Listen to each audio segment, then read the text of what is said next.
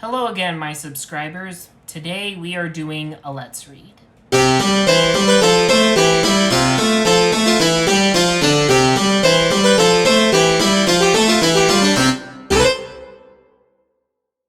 Today we are concluding our Garfield Fanfictions by Shakespeare Hemmingway with Garfield Effect Galaxy Adventure. So far, this has been comprised of 19 chapters. However, Shakespeare Hemmingway has yet to complete it. And so, without further gilding the lily, and with no more ado, let us begin.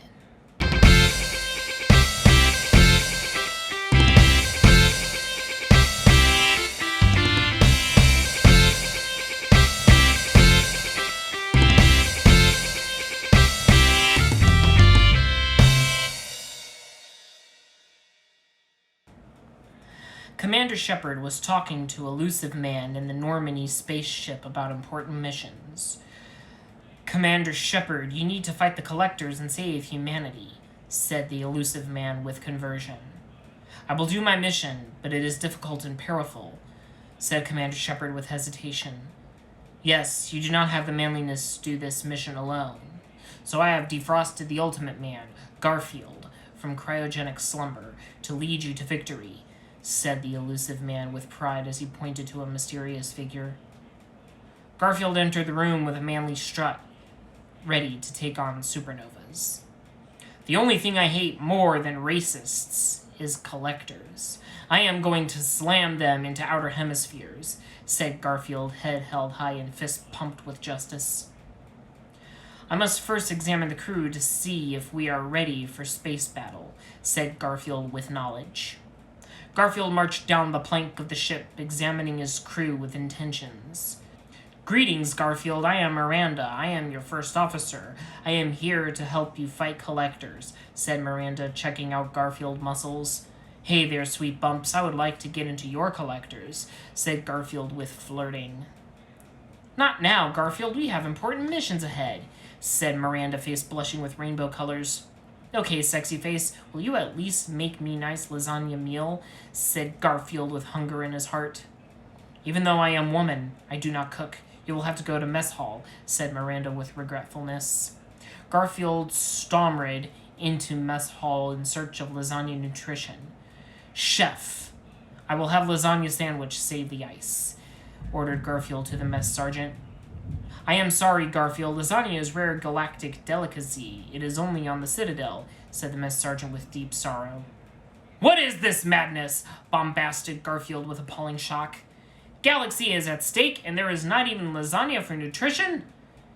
Head to the Citadel at once, ordered Garfield with righteousness. The Normandy sped to the Citadel at highway speeds. When it approached the Citadel, the brakes were slammed so it could park. Garfield then entered the Citadel with Miranda to search for lasagna. The Citadel Council might know where there is lasagna, said Miranda to Garfield in a serious tone. Then we will go there and demand satisfaction, said Garfield with urgency. Garfield and Miranda hurried to the Citadel and bussed in, interrupting a meeting. This is galactic emergency. Me and my crew need lasagna delivered at faster than light speeds to us, declared Garfield with invigoration. I am sorry, Garfield. Blue Sun's mercenaries stole all the lasagna, said the council with worry. I will break their bones with fists of fury, raged Garfield to the cosmos. They are outside preparing to take the lasagna to headquarters. Maybe you can catch them, said the councilman truthfully. On hearing this, Garfield stormed out with purpose and headed to the docks like a cat greased with lightning. Look, Garfield, there they are taking the lasagna, cried out Miranda in helplessness. Do not cry, woman. I will get the lasagna, declared Garfield with manly determination. Garfield approached the menacing mercenaries and glared at them with eyes of retribution. Halt, villain! Surrender your lasagna or face doom, roared Garfield with fiery rage. Ha ha, Garfield. The collectors hired us to steal this lasagna. Your stomach will be empty forever, said the Blue Sun's leader. Fool! I will pry that lasagna from your cold dead fingers, exclaimed Garfield with booming voice as he launched into furious attack. Get him and defend lasagna with mind, body, and stomach, said Blue Sun's leader to his henchmen. The henchmen fired at Garfield with raging guns, but Garfield did a cartwheel through them, splitting them in two. Another henchman tried to fire Garfield, but Garfield backflipped in back of him and broke his neck with velocity. "It is just you and me, Blue Sun's leader," said Garfield to the Blue Sun's leader with intimidation. "Please show me mercy, Garfield. I only stole lasagna for money," begged the Blue Sun's leader. "I am the garbage man, and it is garbage day," said Garfield with slick style as he grabbed the Blue Sun's leader and threw him in a garbage compactor. With all Blue Suns gone, Garfield took the lasagna back with him to the Normandy and was called by the elusive man. "Good work, Garfield. Now the crew has lasagna to fuel war efforts against collectors," said the elusive man with admiration of Garfield.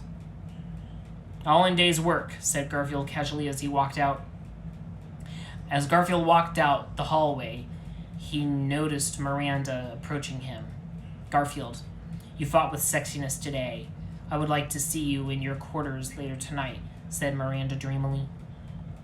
"Sure thing, honey sacks. I will look forward to our meeting," Garfield said with romance.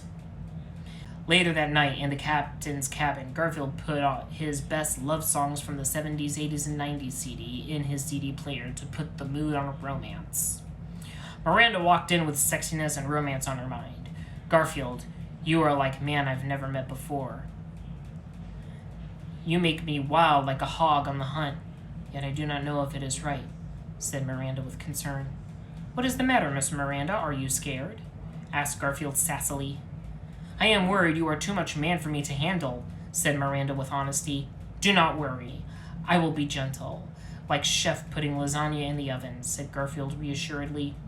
"Then, Garfield, let us make loving until the sun comes up," said Miranda with lust in her eyes and face. With these words, Garfield and Miranda embraced and made loving all night long with energy of 1,000 galaxies. To be continued.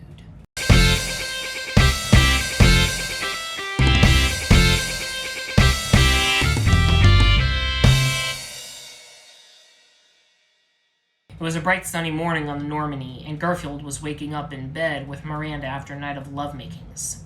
"Garfield, will you please stay longer?" whined Miranda. "No, saucy lips.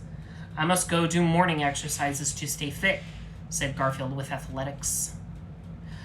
Garfield entered the weight room and began lifting 500-pound dumbbells in each hand for easy warm-up. "These are women's weights. I wish elusive man would give me real weights for manly exercise," said Garfield with objection. As Garfield was lifting his weights, EDI, the ship's computer, spoke to Garfield with urgency. "Garfield, we are having reports of a new team member for you to recruit. It is Tally the Quarian. She is in flotilla investigating Geth. Then it is time for galactic rescue. Put rocket boosters on turbos," said Garfield, eyes blazing with courageousness. Garfield rushed to bridge of ship to gather his teammates. Miranda approached with Grunt the Krogan. "Hello, Garfield. I am Grunt the Team Krogan. I will be helping you with mission," said Grunt the Krogan with admiration of Garfield's warriorness. "I am glad to have you on Team Krogan, man. Now we will going to gather Tally, so get your gears into rear," said Garfield in a demanding tone. Garfield and crew landed on the flotilla and was readying disembarking when they saw Quarian schoolchildren picking on Quarian classmate with glasses. "Ha ha, you have glasses," jeered the schoolchildren. "No, it's not my fault I have eyes. Leave me be," said the Quarian. Garfield, seeing this bullying, was enraged with anger. "Be gone, you childhood bullies," cried out Garfield as he backhanded the children into unconsciousness. "Thank you, Garfield, for saving me from the bullies," said the Quarian with glasses with gratitude. "No problem, poor crippled child. Will you tell me where Tally the Quarian is?" said Garfield with calm demeanor. "You had better ask the admirals. They are at the Admiralty Board," said the Quarian with glasses worriedly. With this, Garfield and crew rushed to the Admiralty Board with speed of rampaging wolf pack. Admiralty Board was in a meeting when Garfield interrupted with great urgency. "Where is Tally the Quarian?" "I need her for my team to stop collectors," shouted Garfield over their babblings. "Tally is on the Alari ship investigating Geth. Geth took control of ship and she is to blame," said one admiral. She is treason, said another admiral with contempt. If you do not quiet yourself, I will treason you, roared Garfield with indignation's fury. Tally is on trial and trying to find evidence of innocence. If you want to find her, go to O'Leary's ship, said another admiral. Very well, I will find Tally the Quarian and prove innocence like world-class lawyer, said Garfield with law and order. Garfield and crew boarded the O'Leary and did detective sleuthing to find Tally. During their search, they encountered Geth. Stop, Garfield, shouted one of the Geths with evil. The Geth approached Garfield with angry walk. You may be manly, Garfield, but I am a metal man. You stand no chance, said the Geth intimidatingly. After taunting Garfield, the Geth reared its arm and swung at Garfield, hitting him in the stomach, but his metal fist shattered on Garfield's abs of steel. You may be a metal man, but I am a man of iron, roared Garfield with triumph as he tore the Geth's head off and threw it at another Geth, destroying them. After battle, Garfield and crew marched and continued their search. In one hall, they heard loud noises of blasting and rushed in rescue mode. There, they saw Tally pinned by giant Gethbot. Help me, Garfield, I am trapped by giant Gethbot, cried out Tally the Quarian as she fought for her life. I am coming to full force rescue, declared Garfield with heroism. No, Garfield, you must not go. There is no cover, said Miranda with concern. My fists will be the cover, shouted Garfield with battle cry as he charged the giant Gethbot. The giant Gethbot launched rockets with fury at Garfield, but Garfield dodged them like a stealthy snake as he approached the giant Gethbot. Ho-ho, Garfield, I am big and you are small. Prepare to lose, said the giant Gethbot with smug sensation. You are big, like a pregnant woman, cried out Garfield with manliness as he picked up the giant Gethbot and threw it out into outer space. No, I am in space, said the giant Gethbot in robotic pain as it flew through space. Thank you, Garfield, for speedy rescue, but I must go find my father and prove my innocence, said Tally the Quarian. Then we will go with rescue in mind, cried out Garfield. In the next hallway, they saw an injured Quarian. It was Tally's father. They rushed forward with urgency. Daddy, we have come to save you, said Tally with crying. It is too late. I am injured, but I have a terrible secret to tell you. I am really Geth. So sorry, said Tally's father with regret. No! Screamed Tally in despair rage. If you are Geth, I must kill you, said Garfield with purpose. Yes, Garfield, you must end me for my crime, said Tally's father, looking at the stars. Garfield pulled out his Desert Eagle and shot Tally's father several times all over. Thank you for killing me, Garfield, said Tally's father as he died. You must go back to Fleet and prove your innocence, said Garfield, looking at Tally with cat eyes. Okay, please don't tell admirals my father was Geth. It is very embarrassing, said Tally with weeping heart. Garfield and crew returned to Flotilla for trial, where Garfield stood as Tally's high-powered Washington lawyer. Where is proof of Tally's innocence? It is obvious she is guilty. She will be banished, said a stupid admiral with moron words. If you do not find Tally innocent, I will sink this ship, said Garfield, aiming a rocket launcher at the ship's engine. Admirals looked at each other with discussion, and then came to a solution. It is clear that Tally is 100% innocent. Thank you, Garfield, for your perfect defense. You are now an honorary Quarian, said all of the admirals simultaneously. After much praise was given for Garfield's bravery and legal abilities, Garfield and crew returned to the Normandy. Garfield decided to perform checkup on Tally to see how she was doing, and went down to engine room for discussions. Here, Tally, I brought special lasagna soup for you to enjoy, said Garfield caringly. Thank you, Garfield, for all your help. In honor of you, I will change my name to Tally Vaz Garfield, said Tally with deep gratitude and loving. No problem, baby pants, said Garfield with flirting. Tally looked into Garfield's eyes with deepness of space and spoke with soft loving. As she spoke, she used her Omni tool to play Whitesnake power ballads to set the mood. I have been alone all my life, until now. But I finally found someone who understands me, said Tally with romantic intentions. No problem, I find your suit very sexy, said Garfield with wink and nod. Garfield, you complete me. Please be mine, said Tally, embracing Garfield. I will steer my starship into your black hole, said Garfield with deep, sexy voice. They embraced and made lovings in the engine room all night long to the rhythms of roaring engine and rocket music. To be continued.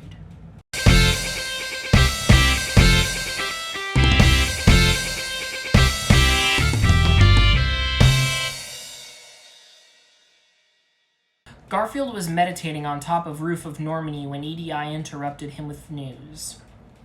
Garfield, Grunt the Team Krogan wants to see you, said EDI with voice. Very well, I will see him in exercise room, said Garfield. Garfield entered the exercise room and began running to rock and workout music that reminded him of the high school years. Now this is taking my back, said Garfield with nostalgia. While Garfield was reminiscing of glory days of football and girls, Grunt walked in and approached Garfield with earnest. Garfield, I am having trouble. I am feeling anger and angst, said Grunt with angsty face. It is okay, my friend. You are going through the puberty, said Garfield with biology. I feel all new things that are new, said Grunt the Krogan. It is okay. Let us have friendly bicycle race that will help work out hormones, said Garfield with physicality. Garfield and Grunt then had a friendly bicycle race around the Normandy to work off stress and hormones. Garfield came in first by large lead, but Grunt did not mind to lose to such manpower. You are too much man for me, Garfield, said Grunt with perspiration. It is okay, but do you feel better? Said Garfield with concern. No, I am afraid I think we will need to be going to Krogan homeworld to ask Krogan elders, said Grunt the Krogan with tantrum. Very well, we will go and see elders and have you cured. Put the pedal to metal and blazes to Krogan homeworld, roared Garfield with orders. The Normandy sped to Tuchunka, the home of Krogan Galaxy, over in order to find solution to Grunt's riddle of adolescence. When they arrived on Tuchunka, Garfield and crew waltzed out to surroundings. Where is Krogan leader? Cried out Garfield to the heavens. On hearing Garfield's call, a Krogan approached Garfield. The Krogan leader is over there, pointed the Krogan. Thank you, Krogan, said Garfield with gratitude as he walked off. As Garfield walked, he saw a Krogan guarding a door and approached him. Where is this lead? Asked Garfield with curiousness. This is where Krogan females are. No aliens are allowed to see females, not even Garfield, said Krogan with warning air. I see all females, declared Garfield with righteous roaring as he headbutted the Krogan into the ground. After the stupid Krogan was headbutted, Garfield lunged into female camp where he made sweet lovings to all Krogan females for many hours. After his love fest, Garfield went back to the male camp to get back to business. There is the Krogan leader, said Grunt, pointing to the Krogan leader. Garfield strutted up to the Krogan leader like a hotshot cowboy and stared into his eyes with resolute. What is wrong with my Krogan? Demanded Garfield, pointing towards Grunt. Your Krogan is in puberty. He needs to go through the rite. You must go see the shaman, said the Krogan leader. I respect culture. I will do the rites, said Garfield with civil rights. With this, said Garfield, and Grunt went to the shaman who was doing a shaman dance. Halt, shaman! I want none of your foolery, said Garfield with staring eyes. I am doing cultural ritual. Respect our heritage, said the shaman. I respect 3 things. Strength, justice, America, and lasagna, said Garfield with heart. Very good, Garfield. You are manly enough for the rite. You must go ahead to the arena and survive all challenges, said the shaman with admiration. Garfield and Grunt went into an area ready for heated challenges and challenging battles. Look, Garfield, there are wolves, said Grunt with concern. I never met a wolf I did not like to slam, said Garfield wittily as he took the wolves and slammed them one-on-one like lightweight footballs. After shattering wolves like glass, Garfield and Grunt heard loud earthquake sound. It was the Thrasher Maw. Ha, Garfield, I see you beaten my wolves, but can you best me with mighty muscle? Challenged the Thrasher Maw with high self-esteem. I take on all, roared Garfield with a belly full of courage. We will see who is true manliness, said the Thrasher Maw as he faced down Garfield in showdown stance. Garfield and Thrasher Maw circled each other with battlefield legs, eyeing each other like doves ready for combats. Suddenly, the Thrasher Maw pulled out his flamethrower and began spraying flames of ambition at Garfield. Haha, Garfield, the temperature is rising in Celsius. I hope you are not getting too hot for your fur, mocked the Thrasher Ma with defiant grin. Ah, gaga! Cried out Garfield as his fur singed in hotness. You will be cat stew on my turkey dinner, roared the Thrasher Ma with evil snickers. Here, have knuckle sandwich instead, but do not be choking on the bone, said Garfield with cool style as he jumped at the Thrasher Ma and punched him with the force of a runaway speed train. No, why me? Cried the Thrasher Ma as he was punched into with manly force. After beating the evil Thrasher Ma with mind and body, Garfield and Grunt returned to Krogan camp to receive praise. Congratulations, Garfield, you beat the Thrasher Ma. You are now honorary king of the Krogans, said the Krogan leader. Yes, thank you, Garfield. Now I am no longer in puberty and can control my emotions, said Grunt the Team Krogan. It is no problem. I need a good workout, said Garfield with thumbs up. With these wise words, Garfield and crew returned to Normandy. Garfield, however, had to head to Med Lab for checkup since he was burned. Your fur is burned, but you should be okay, said Dr. Chakwas with relief. Are you sure would you like closer examination? Said Garfield with sass. Yes, maybe a more in-depth checkup is needed, said Dr. Chakwas with flirty smile.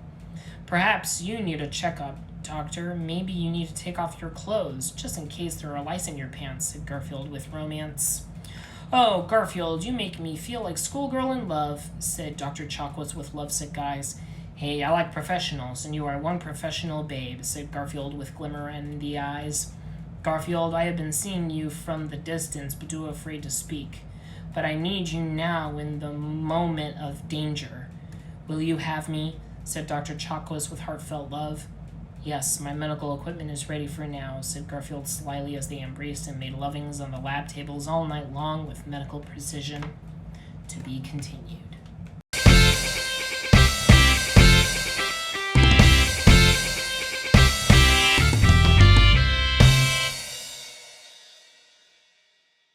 It was a warm, sunny morning on the Normandy, full of bloom ring rose flowers and violet plants. Garfield was playing intense games of b-ball with Garrus in the b-ball arena. A boombox was playing cool hip-hop beats while they were playing. Garfield and Garrus were both scoring slam dunks and making points. Garfield had the ball, was spinning it on his finger like hurricane. Garrus was trying to block the ball with his legs. Garfield then threw the ball from across the field, scoring a basket with mighty swoosh and winning the game. Wow, Garfield, that is one kind of shot, said Garrus with awe. It was nothing. I am working up sweat, though. Let us hit the showers, said Garfield with sweaty confidence. In the locker room, Garrus snapped Garfield's behind with his towel for comedy. Ha ha, Garrus, you are such a comedian, said Garfield with jolly laughter. Towels are fierce weapons for proud warriors, said Garrus jokingly. Garfield, this is EDI. We have new reports of crew members for you. Jack the criminal, said EDI with informative voice. Where is this criminal? Said Garfield with question. Jack is in the Blue Suns flying prison purgatory, said EDI. I do not like Blue Suns. They are unmanly bad doers, said Garfield with distrust. It is okay. They promise not to do bad, said EDI with consolation. Very well. Set course for purgatory at maximum speed. Do not stop for man, woman, or child, said Garfield, finger pointing in the air. The Normandy sped for purgatory with galactic urgency, not stopping for supernovas or black holes. At arriving at purgatory, Garfield landed en route and entered the flying prison. Greetings, Garfield. I am Blue Sun's leader of purgatory. I am here to guide you to Jack, said the Blue Sun's leader of purgatory. Better not try to be funny or I will silence humor forever, said Garfield with serious tone. I promise to be good and right citizen, said Blue Sun's leader of purgatory. The Blue Sun's leader of purgatory led Garfield to a cell, which had Jack in it. Hello, Garfield, I am Jack the criminal. I am bad person, said Jack. You are girl, yet not girly, said Garfield with wonder. I am tough, scrappy female with trouble past, said Jack. Come, let us go back to Normandy, said Garfield in understanding tone. No so fast, Garfield. You are in my prison now. said Evil Blue Sun's leader in Purgatory as he surrounded Garfield and Jack with many Blue Sun soldiers. What? Garfield said with a uproarious roar. I am taking you in prison for money. I will be rich, said Blue Sun's leader with lusty greed. You, Blue Suns, are yellow like dogs. First you take my lasagna, now you take my freedom. No more will I be sending you to an early hell morning, shouted Garfield with manly vocal cords. It is too late, Garfield. You are surrounded. You are mine forever, said Blue Sun's leader of Purgatory. Humph. Fool, you are the one in prison of greed, said Garfield with philosophy. Garfield then put his fingers in the mouth and blew his whistle with fury. Garfield's custom Harley-Davidson motorcycle with lasagna headlights then crashed through the ceiling, jamming cool, triumphant music as it came. Garfield then hopped on the motorcycle and put on his sunglasses because the sun always shines on Garfield, even in spaceships. Time for joyriding, said Garfield chilly as he took out a lasagna-flavored cigarette and put it in his mouth. Garfield put his motorcycle on hyperspeed and blazed through the Blue Sun's mercenaries. Curse you, Garfield, said the Blue Sun's leader of Purgatory as he shook his fist in the air. I have appetites for violence, and it is almost dinner time, said Garfield as he puffed on his lasagna-flavored cigarette. Chew on this, Garfield, said Blue Sun's leader as he chucked a grenade at Garfield with desperation. You should try some of your own cookings before serving, said Garfield coolly as he shot the grenade with his Desert Eagle back at the Blue Sun's leader of Purgatory, who caught it in his mouth. Ah, Garfield! Screamed the Blue Sun's leader of Purgatory as he exploded. Looks like it blew up in your stomach, said Garfield slyly as he walked away. Garfield, we must leave now, said Jack the criminal. No problem, babe. Hop on my Harley, said Garfield. Jack hopped on the back of his motorcycle, gripping Garfield's waist. Garfield and Jack rode out of Purgatory with the speed of unicorns. Here is present to remember me by, said Garfield as he looked back the ship and tossed his lasagna-flavored cigarette at the Purgatory, causing it to explode. Garfield and Jack landed in Normandy, where Garrus and crew were waiting. Good work, Garfield. You saved the day again, said Garrus with thumbs up. It was easy like lasagna cake, said Garfield with relaxed sigh. Garfield, you saved my life, but I still don't like you because I am bad, said Jack the criminal. Ho-ho, Garfield. It looks like she will not fall for your charm, said Garrus jokingly. Want to bet? I can make lady out of her yet, said Garfield with knowingness. Okay, Garfield, I bet you $500 of lasagna you cannot make her into proper lady, said Garrus with smirk. You are on bonehead, said Garfield with handshake. Garfield then walked over to Jack with purpose. Jack, I am taking you shopping and making you into ladies, said Garfield. Okay, but I am still not liking you, said Jack. Garfield and Jack then went to Citadel to go shopping for clothes and makeup and perfume. Try on this dress, Jack, said Garfield as he gave her the short purple sparkly dress. Okay, Garfield, but I still don't like you, said Jack as she tried on the dress. Jack tried on the purple dress as well as the matching purse and perfume with smell of flowers and lasagna. Garfield, I feel like true woman. Thank you, Jack said with gratitude. No problem. Let's go back to Normandy for celebration, said Garfield. On returning to the Normandy, Garrus saw Jack as true lady and realized he lost the bet. Wow, she is true lady. I have lost bet. Here is your $500 of lasagna, Garfield, said Garrus with defeat. Thank you, Garrus. I will spend it on pantaloons, said Garfield with victory. As Garfield took his prize money, he went to the captain's cabin where he saw Jack was waiting for him. Garfield, you are a man like no other. I did not think love was possible until now, said Jack with love in her eyes. You are a special lady now that you have nice dress and are pretty to look at, said Garfield with understanding voice. Yes, Garfield, thank you for making me worthwhile. Let me thank you with special gift, said Jack with flirtations. Sure thing, sexy babe. Let me show you my Jack, said Garfield with a wink and a nod. Let me warn you, I am rough and tough rebel, said Jack with sass. I will rebel in your pants, said Garfield with romance.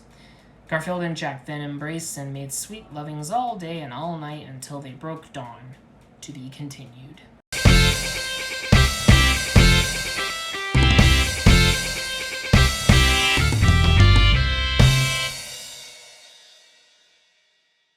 Garfield Effect Galaxy Adventure Part 5. It was weekday mornings when Garfield was busy playing spin the bottles with Miranda, Tolly, and Jack. It was Miranda's turn, and she spun the bottle and it landed on Tolly. "Miranda, you have to kiss Tolly. It is the rules of the game," said Garfield knowingly. "But Garfield, I do not want to. She is a girl," said Miranda with protesting. "That is an order from your captain," said Garfield with command. "Okay," said Miranda and Tolly with reluctance, as they went close to each other's lips for kissing. Miranda and Tolly kissed for a long time with deepness. They heard their hearts beating deeply, and everyone enjoyed it. "Very good," said Garfield with approving. "Now you must take your clothes off and kiss each other more by order of the captain," commanded Garfield with sternness. "Okay," said Miranda and Tolly as they took off their clothes to reveal their nakedness. They then kissed even more and grasped each other because of the rules. Miranda and Tolly grabbed each other's naked bodies, their hearts beating like one, and as they kissed with mouth and tongues, while Garfield watched and nodded with approving. However, EDI interrupted the making out with important message. "Garfield, you are needed. Admiral Anderson needs to be seeing you," said EDI with urgency. "Very well, I will be being there in a jiffy," said Garfield as he took some last photos of Miranda and Tolly kissing for personal collection. Garfield then headed for bridge with liquid speeds. When Garfield reached bridge, he spoke to Admiral Anderson on monitors. "Garfield, this is Admiral Anderson. America needs your help. Space pirates are kidnapping the Statue of Liberty and are planning to take it to space. Please help," said Admiral Anderson in panic. "Do not worry, I am true American patriot. I will save the Statue of Liberty," said Garfield, head held high with flag waving behind.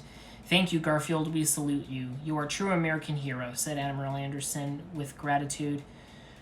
"Joker, take spaceship to Earth for Liberty rescue," commanded Garfield at top of lounges. With these words, Normandy sped to Earth with restless abandon, crashing through asteroids and planets to save Liberty. When Normandy arrived at Earth, Garfield disembarked and headed for Statue of Liberty, which was being held hostage. "Garrus, come with me to save Statue of Liberty. Ladies, stay here and keep practicing your kissing," said Garfield with demands. Garfield and Garrus then went to Statue of Liberty with agile nimbleness. When reaching the Statue of Liberty, they climbed with suction cup hands like super spies. "Garfield, this makes me feel like a fly on a swatter," said Garrus with feeling. "I know your feelings," said Garfield, knowing the feelings. When Garfield and Garrus reached the top, they saw the space pirates fighting a woman. It was Ashley Williams, but she was surrounded and overmatched. "I wish a man would help me," said Ashley Williams. "No need for fears. I will stop filthy piracy," shouted Garfield as he and Garrus leapt to the top of the Statue of Liberty. "Oh no, it is Garfield," said the space pirates with unison. "Get them! They will not stop our plans to steal Statue of Liberty," said the space pirate captain. Space pirate henchmen tried to fight Garfield with martial arts, but Garfield used his ninjutsu to dispose them, breaking their bones and snapping their legs like yogurt. "Tie to go to the space jail, space pirate," said Garfield to the space pirate captain. "No, I will steal Statue of Liberty and use it to spread liberty to the galaxy," said the space pirate captain with evil. "No, liberty belongs only to America," said Garfield with patriotism. "Die, you, Garfield," said the space pirate captain as he took out his musket laser blaster to shoot Garfield. "Time to feel power of red, white, and blue," said Garfield as he took out an American flag and impaled stupid space pirate with it. "America is number one," said Garfield with patriotism. "Thank you, Garfield. You saved me and America," said Ashley Williams with gratitude. "It is no problem. Come back to Normandy with me," said Garfield. With this said, they all went back to the Normandy.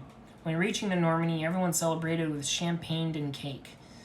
During the celebrations, Garfield approached Ashley Williams. "Ashley, come with me to the cabin," said Garfield with intent. "Okay," said Ashley Williams. When reaching the cabin, Garfield turned on smooth, sexy jazz music and also turned on his hot tub. He then took off his clothes and hopped in. "Ashley, take off your clothes and come into the hot tub with me," said Garfield with nodding head.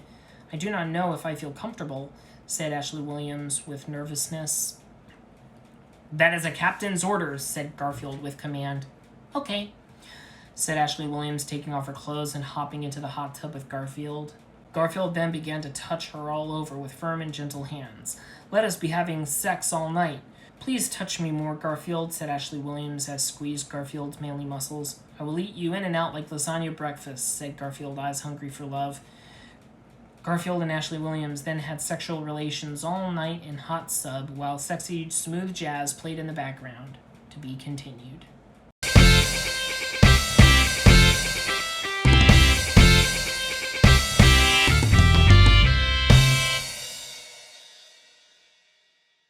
It was a sun-filled day on the Normandy when Garfield was helping Morden Sullis make science with rats for human goodness.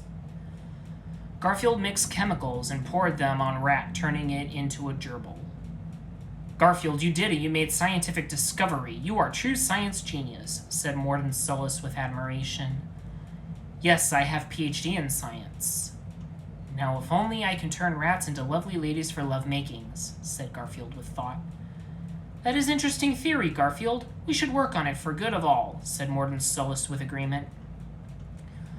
Garfield, this is EDI. Elusive Man has someone new for you to be looking for, interrupted EDI with urgencies. Who is the one needing finding, said Garfield as he looked thoughtfully into chemical bottle. It is Azari Samara, the Justicar. She is on Omega looking for criminals to punish, said EDI.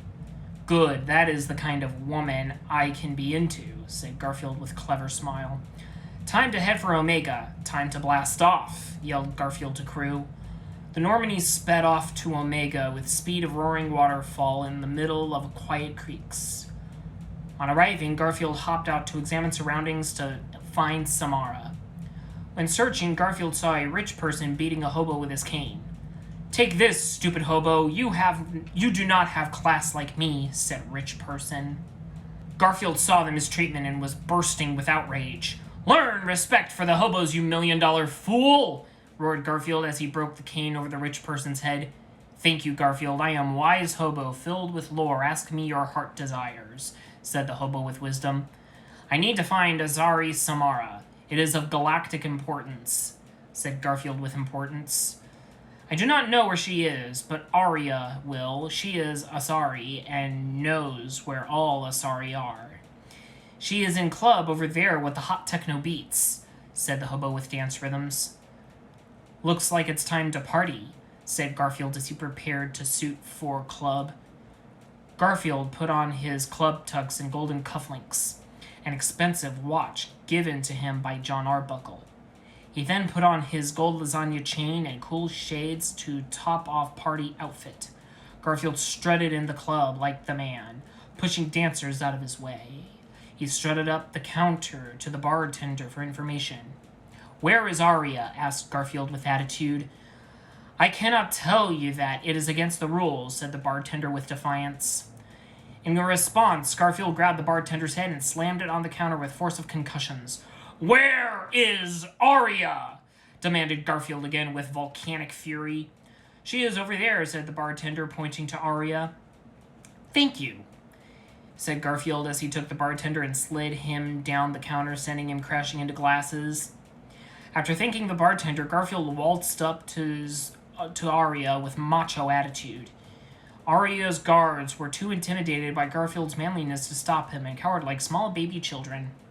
Aria, give me the information I need to know where Samara is, demanded Garfield with glaring eyes. All right, Garfield, I will tell you, but there is something I want first, said Aria with hinting smile. You are not a woman. I like that, said Garfield with sass. You are the manliest man I ever saw in the galaxy. I must have your body, said Aria with seduction. Very well, I will pleasure you, then you must give me information, said Garfield with business. Yes, please me all night long, said Aria as she tore off Garfield's shirt open and grabbed his manly chest. Aria then dragged Garfield to her couch where they made a love embrace, bringing each other sexual pleasure. Aria licking Garfield's body all over while Garfield gave her ultimate lovings, causing her to shout and scream in joy. Give me your best shot, screamed Aria in daring way. Feel the maximal pleasure of Garfield power, yelled Garfield in return, giving her lovings of highest quality. Garfield, you are sending me to other galaxies, screamed Aria with roaring love. After several hours of lovemaking, Arya was finally exhausted and told Garfield the information. Samara is in alleyways looking for criminal fiends, said Arya while laying next to Garfield massaging his feet. Thanks, chickie baby. Next time I am in town I will stop by, said Garfield with relaxation as he sipped a cup of champagne. After finishing his breakfast in bed that Arya made him, Garfield set out on quest to find Samara, heading for alleyways. While exploring alleyways, Garfield saw many people laying around for no reason, not saying or doing anything. Why are you not saying or doing anything? Asked Garfield. They did not answer, so Garfield continued on the quest. Garfield reached a dead-end alleyway when he heard someone. Halt! I have gun pointed at you, said a mysterious voice. You better put down arm or else I will take it off, said Garfield with fearless cool. Relax, Garfield, it is I, Samara. I have been watching you, said Samara with mystery. Samara, you must join my group for Galaxy Adventure to stop collectors, responded Garfield with urgency. Yes, I will join you, but first you must help me catch vile criminal, said Samara with calmness. I eat criminals like lasagna omelet for breakfast. Just tell me what to do, said Garfield with pride. We must be careful. She is my daughter, the Ardat Yakshi witch woman. Her name is Morinth, and you must lure her out, responded Samara with the ear in the eye. Daughter or no, I will give her iron-fisted justice, declared Garfield, fist clenched with fiery fury. She is in the club VIP room. You must lure her out. Do not worry, she will come to you. She cannot resist your awesome manliness, stated Samara with fact. No problem, she will know my justice. Garfield justice, said Garfield as he headed to the club. When Garfield reached the VIP room, there was a bouncer there preventing entrance for Garfield. This is VIP room. Where is your ticket? Only important people can come here, said stupid bouncer with arrogance. Here is my ticket, said Garfield as he punched out the bouncer with one swing, knocking him into unconsciousness. Garfield then made his entry with cool, manly style. Garfield saw many people dancing with music, so Garfield decided to join in. As Garfield danced, many ladies began joining him and dancing with him. You are our best dancer in the club, Garfield, said the ladies. Oh, you ladies are too kind, but I am just amateur, said Garfield with flirting. After dancing, Garfield was approached by a mysterious lady. I saw you dancing. You are our sexiest man in the room, said the lady with seduction. I speak language of dance like language of love, said Garfield with deep, sexy voice. My name is Morinth. Let's go back to my place for some loving, said Morinth with sexiness. That sounds like my kind of night, said Garfield with a wink and a nod. Garfield followed Morinth back to her apartment for sweet lovings. In the apartment were many strange decorations. Morinth sat by Garfield and began stroking his hair in sexy manners. Garfield, why do you not relax? I will make you mine and take you to worlds of galactic pleasure, said Morinth with evil seduction. No, I think you are the one who is mine. Prepare for justice, said Garfield with cool style. Samara then crashed in and attacked Morinth and engaged in fighting. The fight was even match as they locked in struggles. Garfield, you must help take her out, shouted Samara. No, kill her. I will join your team to fight collectors, yelled out Morinth in desperation. Garfield looked at both of them with a smiled, clever smile. There's only way to decide. We must all make lovings. Only then will I know, said Garfield with slyness. Okay, said Samara and Morinth as they stopped fighting and began to take their clothes off for love-makings. Samara and Morinth both began stroking Garfield with sexy tenderness. They rubbed against him, rubbing their bodies on his while moaning in pleasure. Let's see what you ladies can do, said Garfield with a smile. Samara and Morinth then began loving each other with sweet loving as Garfield watched with approval. All three then embraced for full-force love-makings, shaking the room like earthquakes. Samara and Morinth then lay exhausted with pleasure. Garfield, you are a lover of cosmic power, said Morinth with satisfaction. Yes, you are true master of love, said Samara in agreement. Garfield nodded in agreement, and then took out his Desert Eagle and shot Morinth. Garfield, so you have decided, I see, said Samara. I had decided before, said Garfield with a wink and nod. Oh, Garfield, you are a truly clever and brave hero, Samara whispered with admiration. After justice had been distributed, Garfield and Samara returned to the Normandy. Garfield went up to Captain's cabin for thought when he heard someone enter. Hello, Garfield. I must thank you for help. You are bravest hero in the galaxy, said Samara with joy. No problem. Justice is what I do, said Garfield in matter-of-fact way. I want to thank you by continuing what we started before, said Samara, rubbing Garfield's chest. I was holding back before because of duty. Let me now show you true lovings, whispered Garfield with romance. Garfield dimmed the lights and put on his favorite Souls music. Garfield and Samara then embraced in sexual way and made lovings that rocked the ship like meteor showers. To be continued.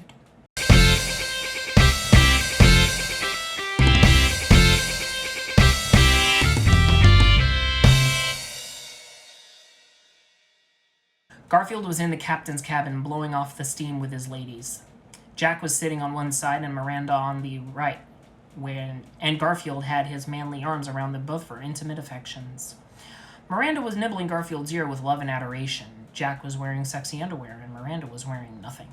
Garfield, your ear is lovely, tastes like roses and rain and spring weathers, said Miranda with love. Yes, my ears taste almost as good as lasagna keeps nibbling pussycat, said Garfield with rearing sexuality.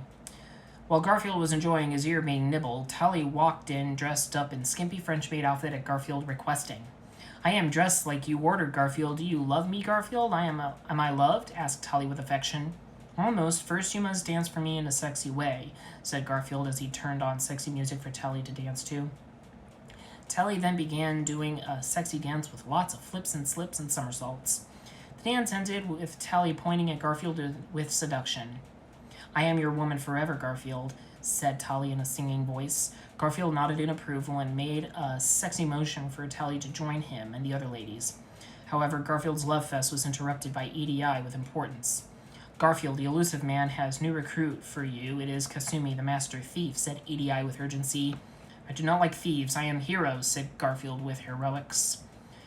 It is okay. She is good thief, like Robin Hood. She can steal money from the collectors, said EDI with consolation. Very well, where will I find womanly thief, said Garfield with grudging. She is in Citadel waiting for meetings, said EDI with the answer. I will go to bridge with orders. Over and out, ordered Garfield with authority. Sorry, ladies, I must get back to work, said Garfield to the woman. No, Garfield, you promised to love me, said Tally with begging. It is okay, hot cookies. I will be back sooner than a wink. In the meantime, practice your lovings with Miranda and Jack. Reassured, Garfield then walked out to the bridge. Garrus saw him and looked on with longing jealousy. When Garfield entered the bridge, he told Joker orders. Joker, get to the Citadel for important missions, ordered Garfield with imposing authority. Garfield, you may be king on the battlefield and in the bedroom, but I bet you could not pilot the ship, challenged Joker with foolishness. Step aside, I will show you how it is done, said Garfield as he pushed Joker out of the way and took the steering wheel. Garfield then switched off Joker's girly music, which was the Spice Girls, and put on the rock and heavy metal he puts on whenever he goes on a cruise. This is how men drive, said Garfield as he put on the acceleration to turbo, roaring through solar systems like knife through butter. Garfield, be careful, you will hit a planet, cried the Joker with panic. Shut up and learn how to be a man, said Garfield as he went even faster. Garfield was about to crash into a planet, but then he glared at it and it moved away. After much top-notch ace piloting, Garfield arrived at the Citadel in 1/4 the time Joker would have. Garfield, you are truly amazing man and the better pilot, said Joker with admiration. I can teach you some moves sometime if you are ready to wear pants, said Garfield as he slapped Joker's back. After joking with Joker, Garfield descended into the Citadel for meetings. Over here, Garfield, it is Kasumi. Come over for secret meeting, said one of the advertisements with a giant face. I hate commercials, said Garfield as he punched the advertisement, smashing it through and through. Garfield, you smashed by commercial, said Kasumi from above. Yes, I have no time for techno-nonsense. We must go stop collectors, said Garfield with leadership. Indeed, but first you must do me favor, said Kasumi with favor. Sure thing, said Garfield as he grabbed Kasumi's breasts with hands. No, not that, said Kasumi with blushing. Well, then what is it, said Garfield with disappointed impatience. I need to get back stolen chip from Donovan Hawk. He killed my partner Kaiji to get the secret chip, and now I must get it back, said Kasumi with anxiety. Fine. I will find this chip and crack open Hawk's head like museum vase. If you need another favor, let me know, said Garfield with a clever chuckle. He is on the planet Beckenstein. Let us go, said Kasumi with hurry. Garfield and Kasumi then boarded the Normandy, headed for Birkenstein with swift galactic speed. On the way, Kasumi briefed Garfield on the mission. Hawk is having a party. You will sneak in as a party guest. You will go in as a secret alias, said Kasumi with quick words. Alias? I do not need secrets. I am man of action, roared Garfield. Please, you must. It is of importance, whined Kasumi with crying voice. Fine, you women must always get your ways and give me headaches, said Garfield with exasperation. Very good. Your alias will be Johann Lasagna Man, and you will be a mercenary/oil tycoon from the Terminus Systems, briefed Kasumi with knowledge. I can do this, said Garfield with calm silence. When we are inside, we must look for the vault where Donovan Hawk keeps art and computer chips, said Kasumi. Kasumi and Garfield landed on Beckenstein on Hawk's lawn and were getting ready to enter party. Hawk was at the entrance greeting guests. Hello, Johann. I am sorry, but you cannot enter with the woman, said Hawk to Garfield. Garfield looked at Kasumi, and she nodded in agreement. It is okay, I will find more woman inside, said Garfield with sassy wit. Garfield then walked inside and began chatting with party guests. Mr. Lasagna Man, come here and talk with us, said Hawk with admiration. Garfield walked over to Hawk with calm speed and sipped his glass. Mr. Lasagna Man, you are a mercenary/oil tycoon. What do you think of the oil spill near Jupiter? Asked Hawk with curiosity. I think oil spills are wrong. They hurt all of the dolphins and birds. If I was there, I would crush oil with iron knuckles, said Garfield with fists clenched in fiery justice. Everyone stood up and clapped for Garfield's speech. Excellent, Mr. Lasagna Man. You are a true man, said Hawk with respect. Garfield then began looking around, searching for the vault. Where is the vault? Asked Garfield to a party guest. It is over there, pointed the guest. Thank you, said Garfield with gratitude as he walked to the vault. The vault was very heavily guarded with laser beams. Garfield, this will take some time to break through, but I can do it. I need to find passwords and key codes to hack through barriers, said Kasumi, appearing behind him. No, I do this my way, said Garfield with fury as he punched through the vault with his mighty fist breaking like paper. Garfield, your fists are force of nature, said Kasumi with observance. No. Forces of nature show mercy, said Garfield as he walked into the vault. When inside the vault, Garfield and Kasumi saw many statues. Garfield went over to one statue of a naked man. What is this naked man doing here? Said Garfield, looking at the statue. That is Michelangelo's David. It is art, said Kasumi. He should have done statues of naked women too, said Garfield with a nodding head. Look, there is the computer chips, said Kasumi, seeing the computer chip. Ha-ha, Garfield and Kasumi, I knew it was you, bellowed an evil voice with cold wind of hate. Hawk, said Kasumi with worry. I have set trap for you here. Now my minions will make you like rocks and be dead in the river, said Hawk with villainy. Send the clowns in and get the party started, roared Garfield. Many security guards came in and began to approach Garfield and Kasumi with guns pointing, but Garfield calmly strolled forward without care in his mind. Hey now, guards, please do not shoot. I do not fight. I am pacifist. See, here are my olive branches, said Garfield as he pulled out 2 Desert Eagles and began firing at the guards. He hit the guards with eagle accuracy, hitting them in the heads and hearts. My head! Cried many guards as Garfield blew them away with lead. All that was left was the security chief, who was a girl. You would not shoot ladies, would you, Garfield? Begged the security chief. No, said Garfield slyly as he shot her head off twice. Garfield, we may be able to escape through stealth, said Kasumi with invisibility. Stealth is for handicapped children, said Garfield as he charged out into combat, shooting at more guards with bullseye marks. After plowing through enemy guards like hungry shark through water, Garfield and Kasumi finally reached outside where Donovan Hawk was waiting in a helicopter. Garfield, you are toast in the morning. I have missiles locked on. Prepare for explosions, taunted Donovan Hawk with wickedness. Donovan Hawk's taunting enraged Garfield with anger. Garfield's eyes burned with the passion of raging inferno as he stared down at Hawk. Garfield then leaped into the air and onto Hawk's helicopter like frog. He then tore open the top of like can of lasagna and grabbed Hawk by the throat. Garfield, what are you doing? Spare me, please, begged Donovan Hawk with crying tears. I want to see a pig fly, so fly, Mr. Pig, said Garfield wittily as he threw Hawk out of the helicopter. Garfield then returned to Kasumi, who was spell-woven by Garfield's charms and fighting abilities. Garfield, you are a warrior like no other, said Kasumi with astonishment. Yes, let us return to the Normandy. Our work here is done, said Garfield with calm humbleness. Back on the Normandy, Garfield was relaxing in the captain's quarters and checking his PC for emails. One of the emails was sent by Tally and was titled, Special treat for you. Garfield opened it and found lots of naughty pictures Tally took of herself for Garfield's pleasure. I will save these to my floppy disk, said Garfield with eager smile. As Garfield was saving naughty pictures, he heard someone enter his room. Hello, Garfield. I want to thank you for your help, said Kasumi with gratitude. It is no problem, pudding lips, said Garfield with flirtation. You are a man like no other. You are 100 times more man than Kaiji was. At first I was sad, but now I am glad he is dead so I can be with you, said Kasumi with lovely dove eyes. Missions on the battlefield are important, but missions in the bedroom are even more important, said Garfield quietly as he gazed at Kasumi with sexy cat eyes. I want to show you my super fun time, said Kasumi as she took off her suit to reveal a sexiness outfit. Oh yeah, I need a checkup. Come here, said Garfield with approval. Hey, I want a party too. You promised, Garfield, said another voice. It was Tully. She walked into the room dressed up like a sexy Egyptian. Okay, you can join us, Tully. It will be career day in the bedroom, said Garfield as he took both Kasumi and Tully in his arms. All three of them grabbed and kissed each other deeply, making sweet lovings for many hours until the dawn broke. To be continued.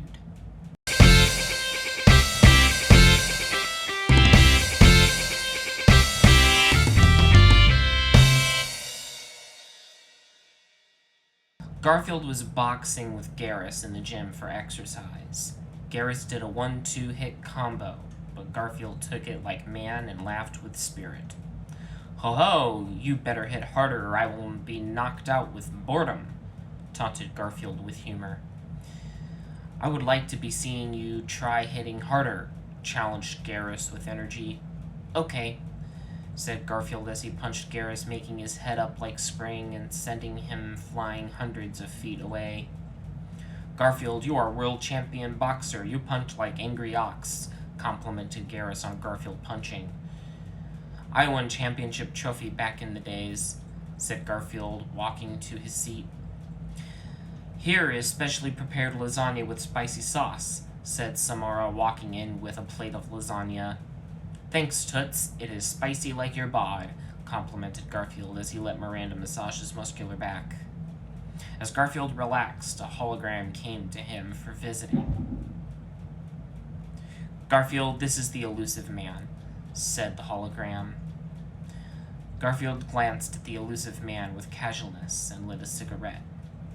What is it, elusive man? I am being busy, said Garfield with chill relaxation as he opened up a naked ladies magazine for reading pleasure.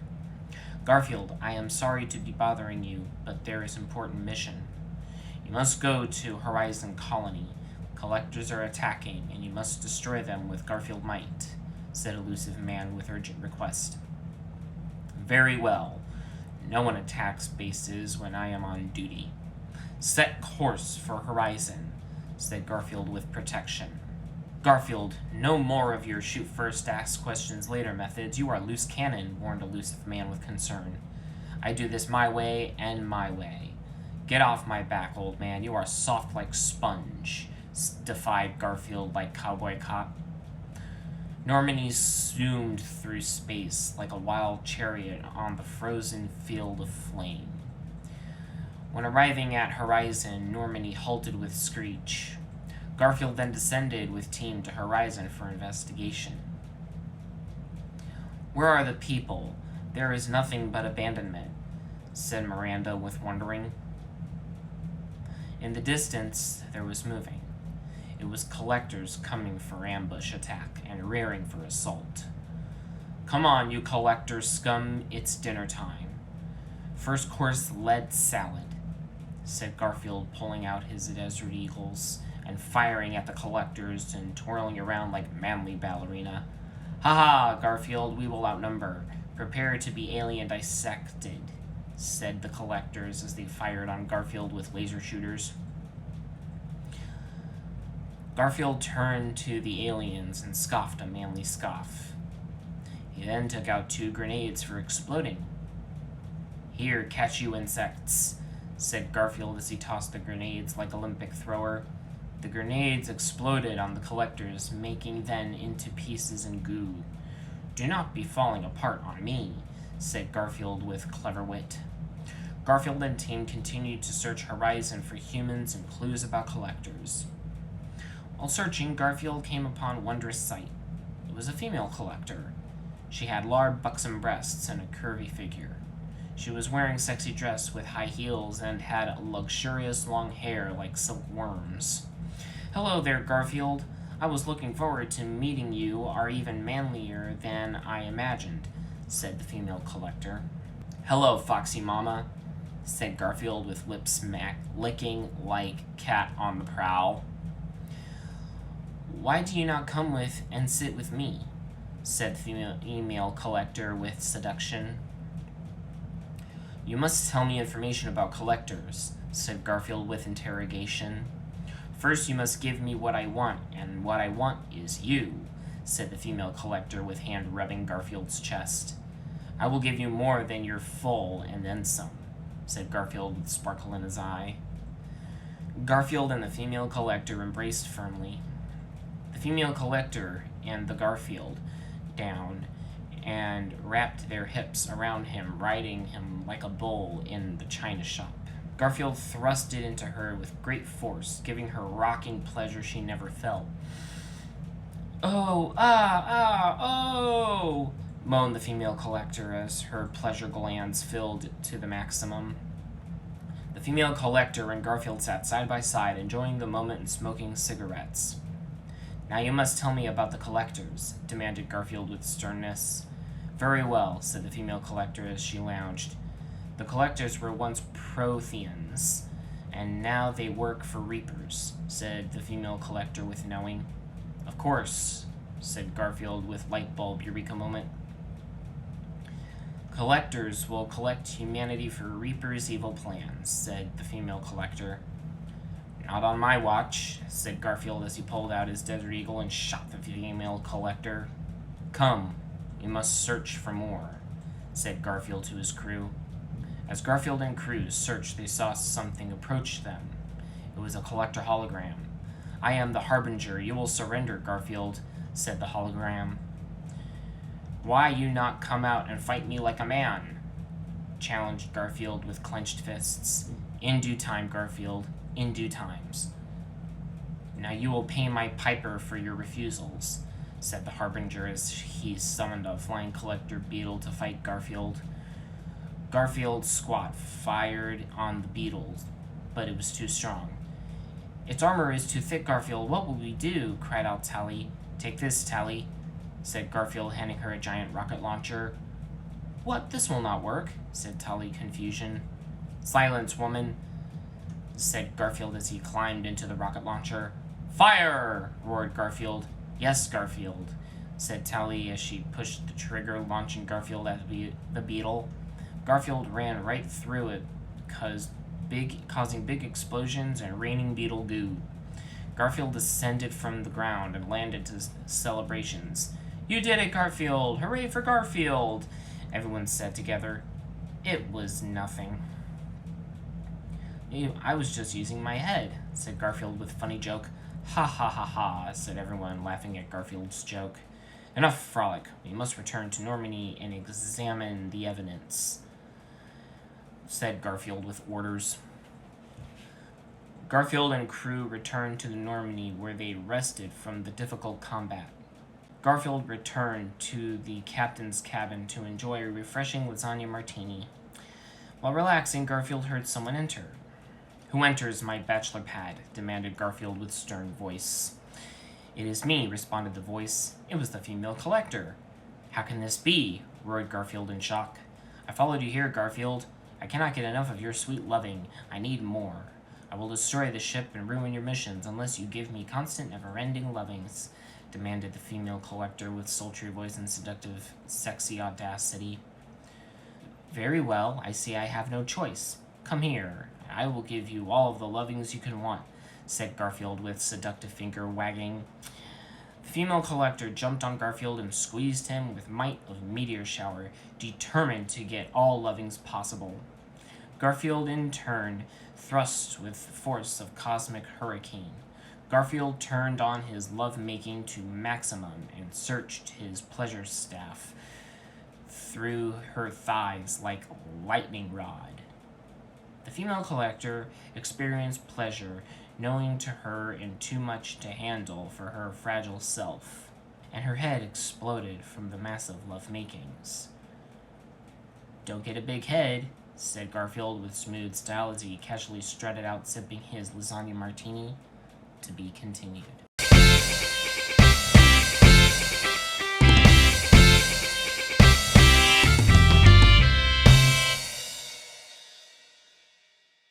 It was Thursday on the Normandy, and everyone was stressed and worried because of combat. Garfield was in his room with the ladies trying to lighten spirits. "Come on, ladies, let us have some kinky times," said Garfield to the ladies. "I am not in the mod, Garfield. I am so worried about fighting collectors," said Miranda with refusal. "I am so stressed out I can think so longer," said Tali, shaking her head, crying. "This is nonsense. You women cannot take stress. Look at me. I am strong. I do not let weak collectors bother me," said Garfield, pounding his chest. Garfield's chastisement made the women cry like babies in a shower. Period, said all the ladies with crying eyes. "Fine, you ladies win. What we need is a vacation to liven up stress." "Let us go to the beach," declared Garfield with excitement. "Beach party!" yelled out everyone in joy. "Joker, head to Beach Planet right now for fun in the sun," ordered Garfield with vacation. With Garfield's orders, the Normandy zoomed through space for vacation getaway like seagulls flying for winter. When the Normandy arrived on the Beach Planet, Garfield and crew got out for summer fun.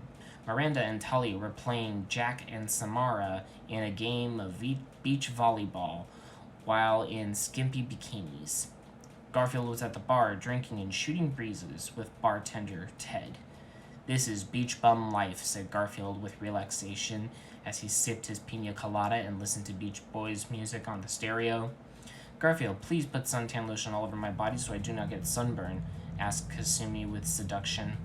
"I will be right there, sweet Sax," responded Garfield with love-making ideas. Garfield rubbed Kasumi all over with suntan lotion, stroking her firm body with his manly hands. Garfield took extra care on her special areas so they do not get sunburned. "Thank you, Garfield. Your strong hands take me to space beaches unknown," said Kasumi with dreaminess. As Garfield returned to the bar for relaxation, he saw a sexy female Hanar approach him with sassy walk.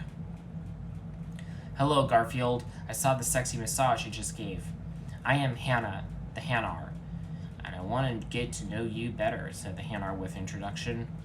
"Let me get you a drink, then I will show you all you want to learn," said Garfield with flirtations. Elsewhere on the island, Garrus and Jacob were walking along the beach. They were wearing flower-patterned shirts and shorts for beach comfort. Garrus was also wearing a straw hat. "What is this?" said Garrus, pointing to a mysterious object in the sand. Garrus and Jacob went closer for personal inspection. "It looks like a tiki idol," said Garrus to Jacob. "We should keep it as a souvenir," said Jacob with excitement. With their new souvenir, Garrus and Jacob walked back to the bar to watch the girls play volleyball. Tali was jumping up to hit the ball with her hands when she slipped and fell, twisting her ankle and making her bathing suit fall off. "What happened?" cried out Garrus with worry. "I fell with bad luck." "Only bad luck could cause fall like this," cried Tali with sadness. "This is my kind of bad luck," said Jacob, looking at naked Tali. "Oh, you boys," cried out Tali in embarrassment. "Oh, yeah," said Garrus, high-fiving Jacob. "Let me see that tiki idol," demanded Samara, taking the tiki idol. "This tiki idol is cursed," said Samara with superstition. "Do not be crazy, woman," laughed Garrus with mockery. "That tiki idol will give bad luck to all," said Samara with warning. "I do not believe you. I am keeping it. It is mine," said Garrus with stubbornness.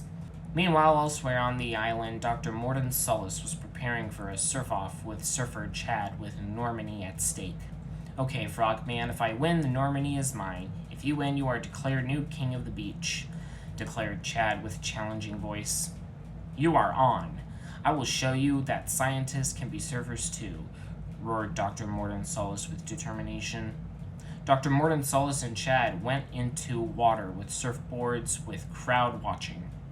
At first, the surf-off was close, but Dr. Morton Solus gained speed and began taking the win. The crowd began chanting, Dr. Morton Solus for support. All was well until Garrus and Jacob showed up for watching. With stubbornness, Dr. Morton Solus' surfboard began rocking, and he fell into water, causing Chad to take the win. Ha ha, losers, I win, Normandy is mine, said Chad with arrogant voice. How could I lose? That is not possible, said Dr. Morton Solus with disbelief. Could it be the cursed tiki idol? Asked Jacob with questions.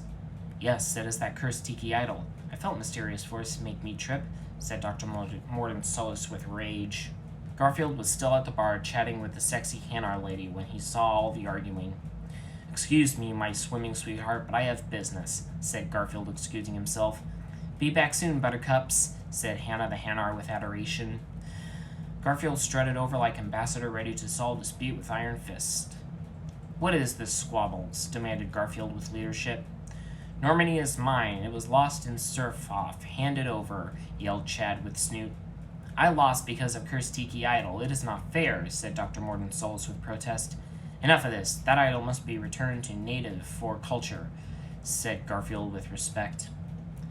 We will go into jungle and return idol to natives, said Jacob and Garrus together with unison. Yes, I will have a rematch with Chad for Normandy. No curse can touch my surf skills, said Garfield with athleticism. You are on, Garfield. I will show all ladies who is real man, said Chad with haughty laugh. I will spank you like a boy in summer school, said Garfield with discipline. Garfield and Chad headed into the water with their surfboards to begin the surf-off. Meanwhile, Garrus and Jacob ran into the jungle to search for the natives to return the cursed tiki idol. Where is the natives? Asked Jacob with frustration. Over there, pointed Garrus, pointing at the natives. Garrus and Jacob rushed to the natives to return the cursed tiki idol to its rightful owners. Please accept this cursed tiki idol for cultural exchange, said Jacob with respect for all cultures. Every person is like rainbow, different and special, said Garrus with important message. The native chieftain took the cursed tiki idol and looked at it. This cursed tiki idol is cursed. It was made by the Reapers, said the chieftain with worry. What? Said Garrus and Jacob at once. We must perform ritual dance to uncurse it, said chieftain. Garrus and Jacob began dancing around the idol while the chieftain chanted words for magic. Meanwhile, back at the surf-off, Garfield was showing off his moves, doing one-handed and one-legged surfing. Chad looked on with jealousy, and Garfield whizzed past him. Garfield, all of a sudden, felt his surfboard wobble. Garfield began to struggle on his board, and Chad began to pass him. Ha ha, Garfield, soon I will be galaxy surfing champ, mocked Chad with interspace mockery. Seeing Chad pass him, Garfield calmly took out his Desert Eagle and shot Chad in the kneecaps, making him fall off his surfboard. Arg! Screamed Chad with losing despair. Looks like I got a leg up, said Garfield with cool style as he surfed to victory to adoring crowds. Everyone chanted Garfield's name in joy, and women threw their clothes at him. Meanwhile, Garrus and Jacob were finishing the ceremonies to uncurse tiki idols. There, now ceremony is complete and curses lifted, said the native chieftain with relief. Now we can return to Garfield with good news, said Garrus to Jacob. Garrus and Jacob then left to return to Garfield with news of cursed removal. When arriving, they saw Garfield celebrating his surfing victory, one arm holding his trophy, the other around his new Hanar lady friend. In the water, Chad was being eaten by space sharks.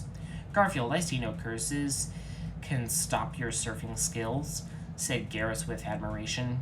Yes, I won by a foot, said Garfield with clever wit. We too have good news. We returned the cursed tiki idol. All is well, said Jacob with happiness. That is very good. Let us have luau tonight for party celebration, declared Garfield with party spirit. Yay!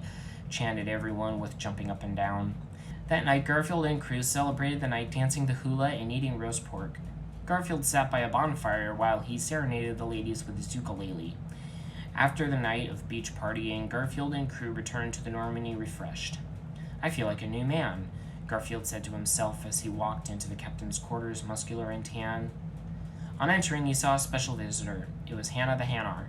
"Garfield, you did not think you could get away without saying goodbye," said Hannah the Hanar with seductive voice. "I am sorry, but now that we are alone, I will make you say goodbye to pants and hello to ecstasy," whispered Garfield in tone of seductive dove. "Come here, flyboy," said Hannah the Hanar with alluring tentacle. Garfield grasped Hannah the Hanar with his muscular arms and held her to him. Hannah looked at Garfield with love in the eyes and caressed him with her tentacles with deep caress. Garfield licked her body all over in places she never knew and gave her extreme pleasure of Garfield variety. Hannah's tentacles explored Garfield's toned body like a car on the moon, leaving no rock unturned. Body pressing each other like stacked pancakes, Garfield and Hannah rocked the cosmos until morning dawn. To be continued.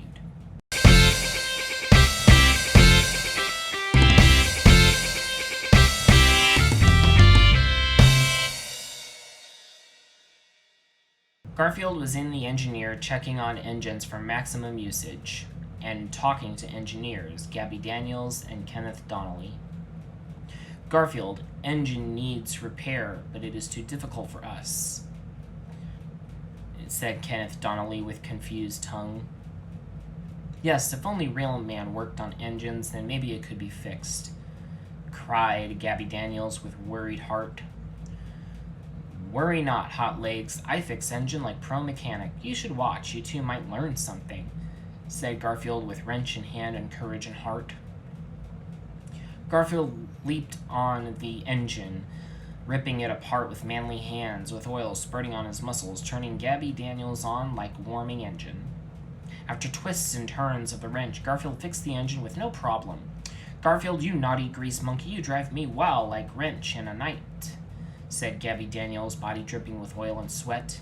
"You are the naughty one, you sassy she-woman," said Garfield as he put Gabby Daniels on his lap with mighty swoop and began to spank her with pleasuring fury as he laughed like love-making madman. "Ha ha ha," laughed Garfield as he spanked Gabby with powerful hand, making her long for his manly body. "Garfield, you rev me up like space engine in heat. Take me and work me over like model car," said Gabby Daniels with desire. "Will do. I will go inside you and change your oil. Kenneth, I order you to watch so you can learn something. Captain's orders," said Garfield with insistence as he took Gabby and took the back for heavy love-making. "Time for a remodeling," said Garfield as he took Gabby's clothes off and began rubbing her body. Kenneth looked on with approval as Garfield fondled Gabby's supple breasts with his muscular arms. "Garfield, pump me with gas. I am almost empty," moaned Gabby with pleasure.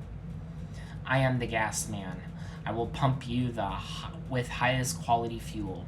Enjoy every drop," said Garfield like manly gas man pumping the gas into a high-quality sports car. Garfield thrust into Abby, making scream with moaning passion as Kenneth looked on taking notes. Garfield and Gabby then lay exhausted from strenuous sexual exercise. "Excellent job, Garfield. You are a true master," said Kenneth, giving Garfield a thumbs up. "Thank you, Kenneth. But I think this saucy lady needs some more discipline," said Garfield as he put Gabby on his lap and spanked her some more. "Garfield, spank me more. I love it. I need it," said Gabby, screaming. "I will spank you into oblivion," growled Garfield seductively as he readied for more spanking pleasure. As Garfield spanked Gabby, the elusive man contacted Garfield through hologram for important missions. "What is it? I am busy," said Garfield with Gabby on his lap. "Garfield, I am sorry for interrupting, but I have an important mission for you. A derelict Reaper has been found. It has Reaper IFF codes. With these, you can go into Omega Relay and fight collectors," said the elusive man with request. "Very well, I will head immediately and find Reaper's IFFs, so I can stop collectors on my boot. Over and out," declared Garfield with speech. "Joker, head to derelict Reaper and make with haste," ordered Garfield as he continued to spank Gabby. With Garfield's orders, the Normandy sped to the derelict Reaper like a sprinting gazelle leaping for joy. As the Normandy traveled, Garfield continued to spank Gabby, delivering pleasure to her rear and thighs. When Normandy arrived at the derelict Reaper, Garfield let Gabby off, her hindquarters red with spanking. She could not sit for days, but she was happy.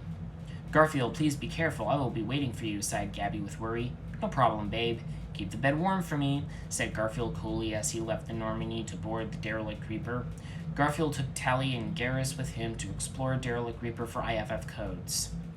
Garfield and Squad searched the derelict Reaper for IFF codes, finding no one inside. "Where is everyone?" asked Tally with worry. "You women always worry. Relax, big strong man is here," said Garfield with confidence. "Garfield, you always know what to say to make women feel good," said Tally as she grasped his muscular arm. Garrus looked at Garfield and Tally with jealous gaze and sighed to himself with longing dejection.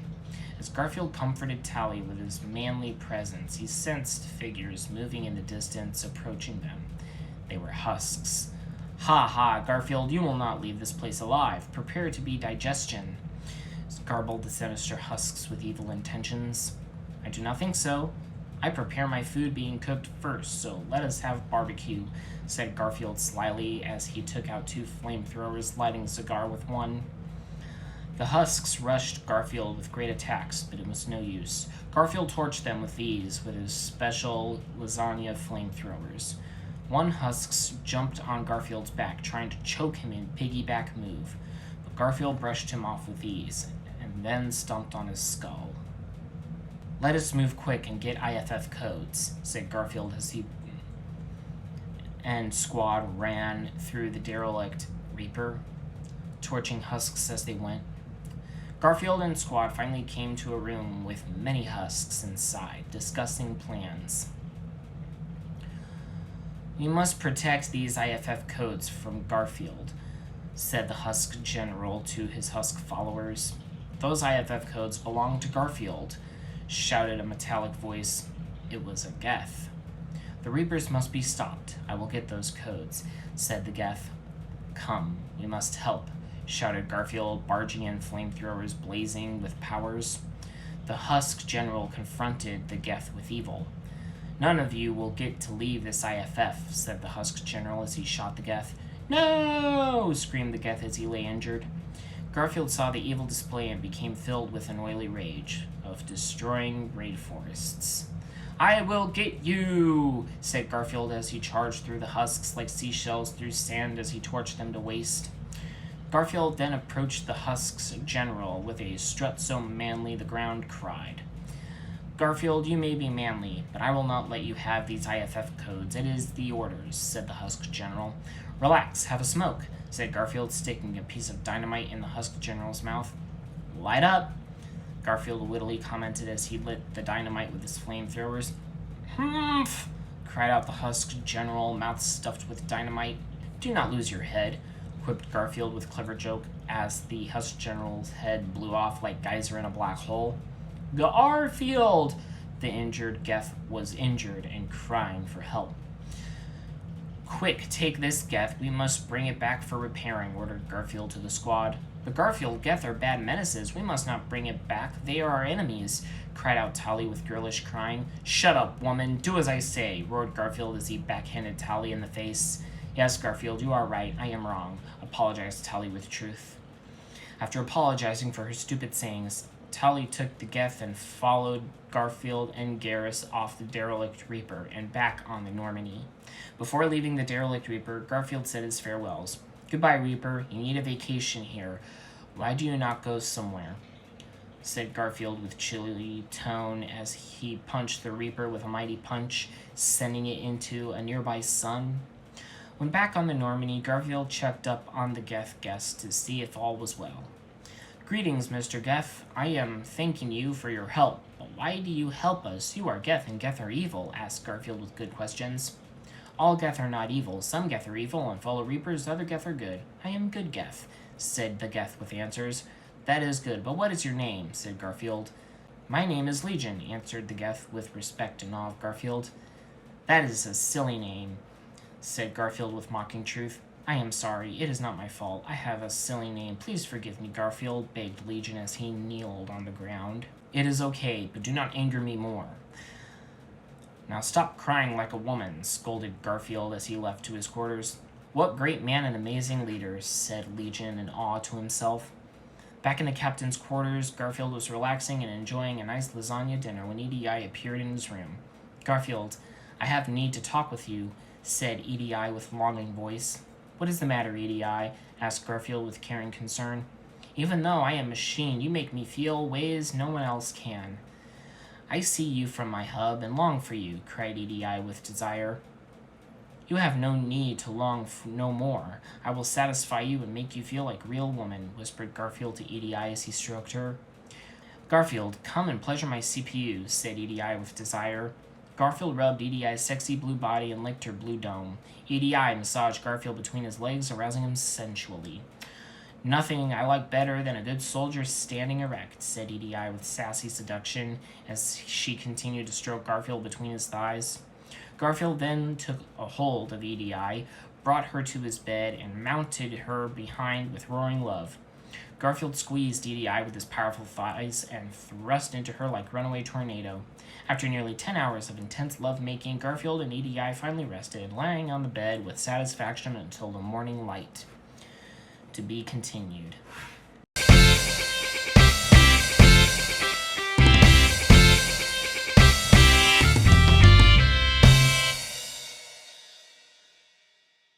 Garfield was in his quarters reading his favorite magazine, Hot Women, Weightlifting, Big Guns, and Lasagna, when he heard mighty big ruckus. It was coming from other rooms, so Garfield went to check it out with curious Katniss. Quarians are better than Geth. We will beat you all, screamed Tally. No, Geth are better. We are going to kill all Quarians, shouted Legion. Legion and Tally were fighting with prejudice over who has better culture than peoples. Silence! Roared Garfield with mediation. Garfield, Gethin are evil. I cannot work with them, said Tully with stubbornness.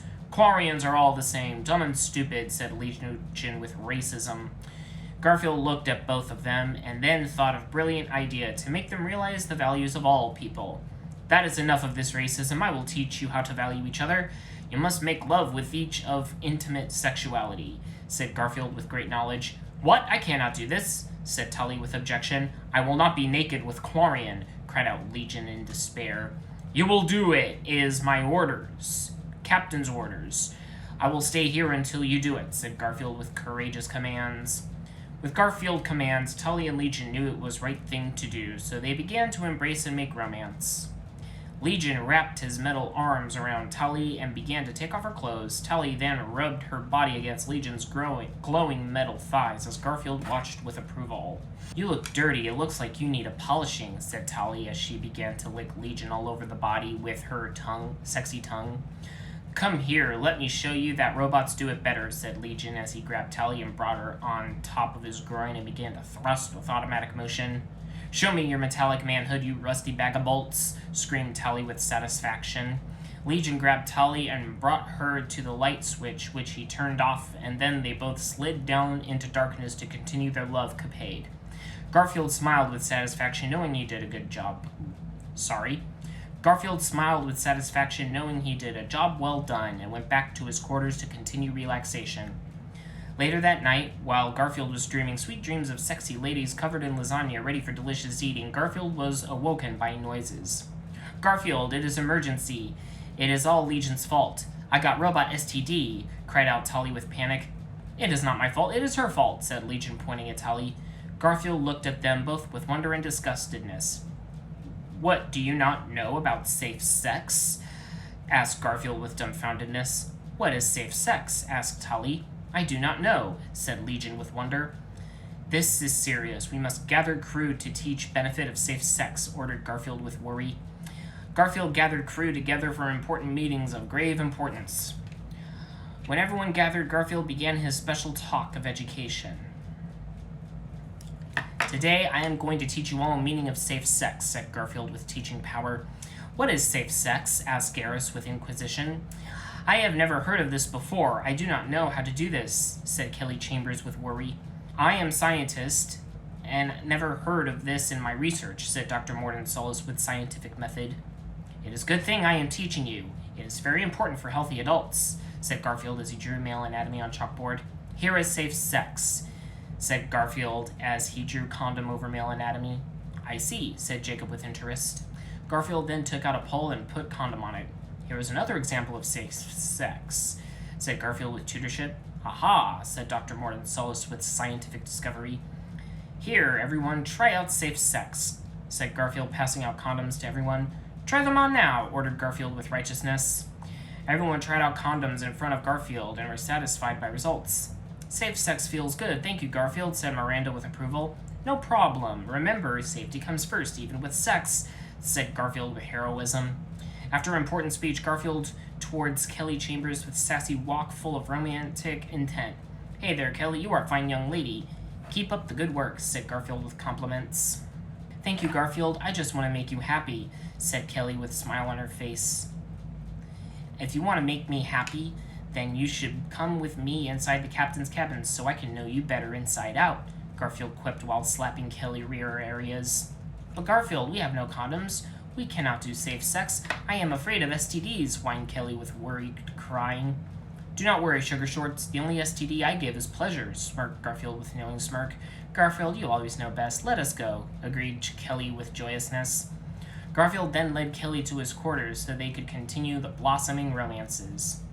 "Kelly, you must lap dance for me, or else you are a bad crewman and will be punished," ordered Garfield with brave commands. "Yes, sir, I will do as you ask," replied Kelly with obedience. Kelly began to dance, and Garfield looked on with romance. Kelly did a very nice lap dance full of satisfaction as she rubbed herself all over Garfield's lap. "That is very good. Now you must rub my feet with sexy oil, for they ache," said Garfield as he opened a fresh container of lasagna to enjoy. Kelly rubbed Garfield down with sexy oil, relaxing his body as he enjoyed his nutritious lasagna with great gleeful joy. As she finished her massages, Garfield looked up with look on his face. She knew what to do. "Let's do this," said Garfield with a wink. Garfield and Kelly merged their bodies like waves in rough beach, rubbing with passion and love. They rocked their bodies all night long, rocking the cosmos with their love-makings. To be continued. Author's note: remember, everyone to use safe sex. It is the only way to prevent STDs. It is what Garfield does.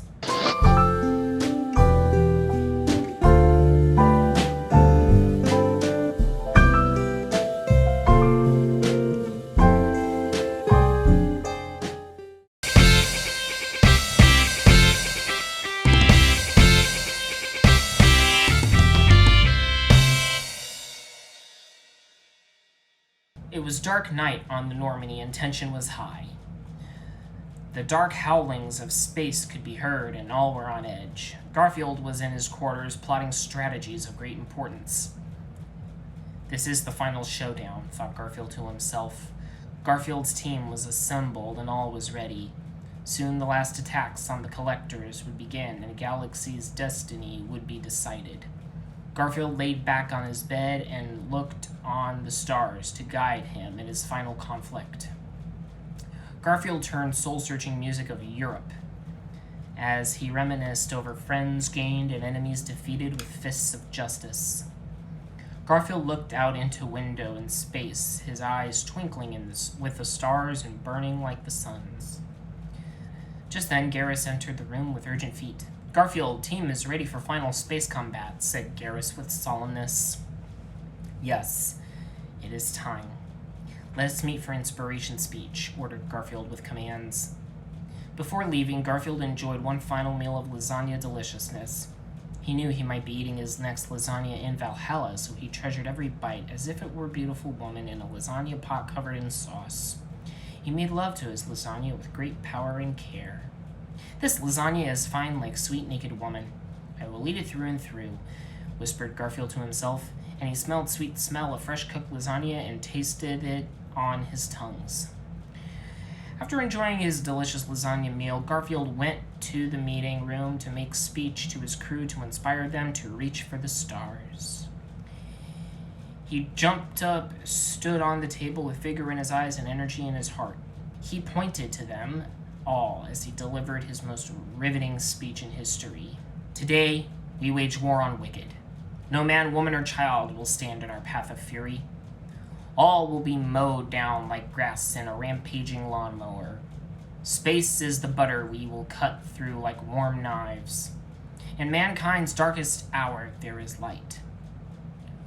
We are the light to shine the way to hope. We strike while the iron is soft and ready for pounding. Tonight, we are not only soldiers, but warriors, engaging in primordial space combat. We fight for ourselves, our families, our friends, the ladies in our country. They may say odds are against us, but I will take the odds and beat collectors to death with them, and then shove them down their throats and make them explode.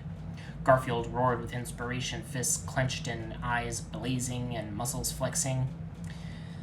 Everyone cheered and applauded at Garfield's speech. Jack burst into tears by the inspiration, while Miranda tore off her shirt and threw it at Garfield in a fit of excitement. "To your stations," ordered Garfield with manly courage. All of crew went to their positions in preparation of entering the Omega Relay for final showdown. "Enter Relay," Garfield ordered with booming voice. As Normandy approached the Omega Relay, cold sweat formed on Garfield's orange brow. Exciting dread filled his heart and stomach. However, as the Normandy approached the relay, a ship soon approached them. It was a collector ship.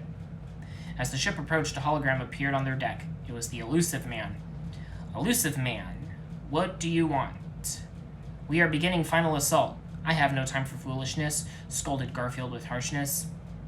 "Garfield, you have done well to come this far, but you will go no further, for I will put an end to you," the Elusive Man said with snide evil. "What, traitorous insect!" Garfield shouted with betrayal. "Ha ha, Garfield, you have done everything according to my plans. Now I will finally get vengeance. Enough of this disguises and see the true face of evil," said Elusive Man as he removed his cunning disguise to reveal he was Odie. Odie had an eye patch and a cybernetic arm. His shoulder spikes sparkled with space light, and his evil cape whooshed in darkness. "Odie, you live?" gasped Garfield as he looked on in shock. Odie laughed with evil laugh as dark powers swirled around him. "Yes, Garfield, it is true. The day you killed me, you not only killed my body, but my heart. I lost the ability to love that day. However, I was brought back to life through black magic and cybernetics. With vengeance in my heart and face, I went back in time to the beginnings of the universe and created the Reapers to destroy humanity and get my vengeance. I then waited for eons in the frozen time until now so I can exact my glorious revenge on you and the precious humans," Odie snarled as he clenched his robotic fist filled with evil.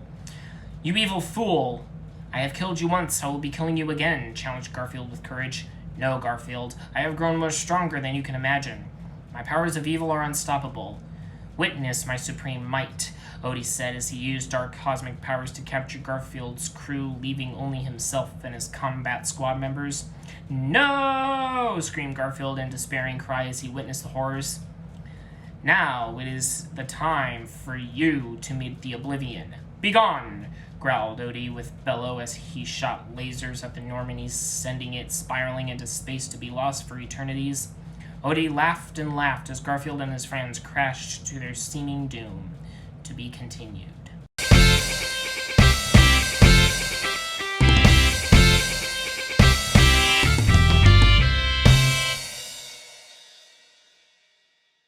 It was early dew in the morning, dripping with moisty sadness, when Garfield awoke from a long slumber. Where was he? What was he doing? "Where am I? What am I doing?" asked Garfield with confusion. "You are on planet of New Earth," a voice said from behind a mystery curtain. From behind velvet curtains came a talking Varan. "Back, beast, I will crush you with my boot with stamping strength," roared Garfield at the talking Varan. "Fear not, brave Garfield, we are peaceful talking Varan. Radiation gave us talking abilities," explained the Varan with information. "What is this?" pointed Garfield to the world. "This is New Earth. It was a human colony world, but was abandoned and left a desert radiation wasteland. Now it is a world of danger and despair," said the talking Varan with sighs of lost hope. "Where is my crew and ship? Did you eat them, foul beasts?" raged Garfield with vengeance in his eyes. "No, Garfield. You fell from space alone. Your crew must be elsewhere on the planet," said the talking Varan with truth. Very well, talking creature. I will go on and search for them with navigation like explorer, declared Garfield like brave frontiersman. First, please stay for dinner. We are having lasagna, and you need energy for trials, the talking Baron offered with hospitality. Very well. Show me your lasagna, strange creature, demanded Garfield with orders. Meanwhile, in Odie's space fortress, Odie was sitting on his evil skull throne made of bones and spikes, plotting his evils. Kelly Chambers, Gabby Daniels, and Dr. Chakwas were chained to Odie's throne with spiked collars and wearing tight leather bikinis. The rest of the Normandy crew were hanging in cages over space piranhas. Odie lounged and relaxed with evil as he sipped baby's blood from a golden jeweled goblet with one hand and held a whip with the other.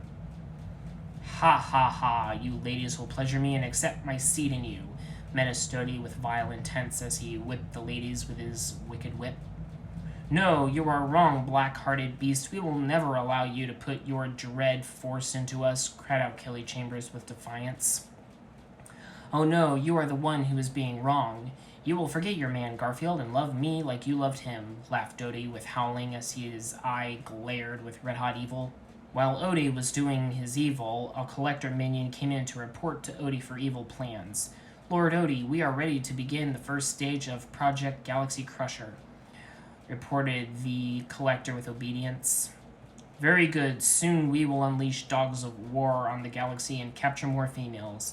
I need more females to spread my cursed seed, declared Odie with villain speech as he clenched his robotic fist. Meanwhile, back on New Earth, Garfield was sharing outdoor meal of lasagna over campfire with a tribe of talking Varan. Please all welcome our honored guest, Garfield. He is brave galactic hero, declared the elder Varan with respectful dignity. All of the Varans stood up and clapped for Garfield. Garfield stood up and gave a manly salute. I am just one cat doing his part to save galaxies, said Garfield with humble heroism. As everyone began to sit down to enjoy lasagna nutrition, a beautiful Varan princess entered and sat down by the fire. As he sat down, she noticed Garfield and was captivated by his manly good looks. Garfield noticed her and gave her a flirty wink of approval as he checked out her smooth, tight body. Garfield then walked to the Varan princess with flirty swagger. What is a good-looking Varan princess doing in places like this? Asked Garfield with a sly smirk on his chiseled face. Oh, Garfield, you make me blush like ripe barrel of tomatoes, said the Varan princess with shy mumblings. Come back to my tent, and I will make you ripe all over, flirted Garfield with sparkle in his eyes. Garfield, take me and make me a woman, said the Varan princess as she went with Garfield to Garfield's tent for serious lovemaking. The beautiful Varan princess leaped on Garfield like a frog on the prowl, and rode him like the stallion he was. But a stallion is a bull, and bulls cannot be tamed. Garfield gave her such force of love that she flew off him like Jack-in-the-Box. Garfield then leaped on her and showed her what lovers can really do. Garfield made the Varan princess howl to the moon with pleasure as they rocked the tent all night long. That morning, Garfield awoke with urgency as he prepared for journeys of heart and soul. Must you leave, my meaty man? Asked the Varan princess with heartbreak. Yes, salty slacks. I must go find ship and crew in this wasteland world, Garfield said as he put a cigarette in his mouth and lit with masculinity. Garfield, you will die in wastelands. New Earth is death hole, cried out the Varan princess with pleading tongue. No planet can kill me. I tear a planet inside out with my rampaging fists and knock it into black hole, declared Garfield as he began to walking into Horizon. Take care, sweet sexy princess. Remember times we had and lasagna we shared, said Garfield with manly calmness as he walked off into blinding red suns. What a man, thought the beautiful Varan princess as she saw Garfield walking way into Horizon, knowing she would not meet such a man or be satisfied in such ways as long as she lived. Garfield walked many miles and trekked many kilometers in dry sand. Desert winds blew through his manly orange hair, and the red sun blazed on him with burning rage. Garfield looked at the sun and spat at it. I do not fear you, son. Come down and fight me like real man, roared Garfield with challenge over the desert sands. The sun remained silent out of fear, and soon night came. Garfield scoffed at the pitiful suns and walked further into the desert with courage in his heart. After more traveling in the distance, Garfield saw what looked like roaring flames. Garfield rushed forward with the speed of porcupine to see what madness was this. Help! help!" screamed poor defenseless villager. "What is matter, poor weakling villager?" asked Garfield with heroic questions. "We are being attacked by mutant biker gang," cried the villager in desperate tears. Garfield saw biker mutants ravaging villages and terrorizing towns of peoples. Garfield's eyes filled with rage as he saw the injustices. "You have ridden your last ride, biker fiends," bellowed Garfield as he prepared for combat. Garfield took his combat knife with custom lasagna engraving hidden in his boot and threw it at one biker mutant with force of 1,000 megatons. The knife soared through air like a tuna leaping in triumph and tore through biker's mutant body and impaled him on wall like shish kebab shrimp. "I am the knife salesman. Here is a free sample," quipped Garfield with hilarity. After Garfield's funny quip, he saw more biker mutants performing terror. Garfield took his Desert Eagle out and aimed with hawk's eyes and fired, shooting 4 biker mutants with 1 bullet. "Like killing birds with stones," said Garfield with witty humor. The last biker mutant then charged Garfield with smashing in mind. Garfield looked at the fool with fiery eyes and grabbed stupid biker mutant by the neck and pulled him off the bike and held him high by the throat. "Please, Garfield, let me live. I have family to support," pleaded the mutant biker with begging. "You can support your family as ghosts in the mines of hell," said Garfield with hot-blooded fury as he crushed the biker mutant's neck with his mighty grip, making his eyes pop out of his head. After disposing of the biker scum, an Azari woman came out to greet Garfield with thanks. "Thank you, Garfield, for saving our village from the biker mutants. I am Liara Tsnani," said the Azari woman with gratitude. "Aha, yes, I have heard of you women." "What are you doing in this place?" asked Garfield with inquisition. "I have heard of you too, Garfield. You are mighty galactic warrior of truth and justice." "I am searching for Shadow Broker on this planet, but so far I have no clues," answered Liara Tsnani with great admiration and respect of Garfield. "Yes, this is truth. But where do those biker gangs come from?" "What is source of this evil?" asked Garfield with curious words. "It is a most tragic tale. I am afraid to say leader of those biker mutants is our old friend Garrus. The Desert Sun has driven him to madness. He now rules biker gangs with iron fist and terrorizes the land," Liara Tsani answered with sadness in her heart. "You are a woman of lies! Garrus is comrade in arms, and would not fall to evil," roared Garfield with disbelief. "It is sadness, but truth. Garrus has lost his senses. If you must see, then go north to their lair of madness," Liara Tsani said, pointing north to the horizon. "I will go and prove you wrong. I will make you eat your words like fresh lasagna being rammed in your face," Garfield declared with booming voice filled with righteousness as he walked back into the desert to prove the innocence of his comrade and find truth for all. "Godspeed, Garfield. Only you can save Garrus from the madness," whispered Liara Tsani to herself as she saw Garfield walk into the desert winds with iron will. To be continued.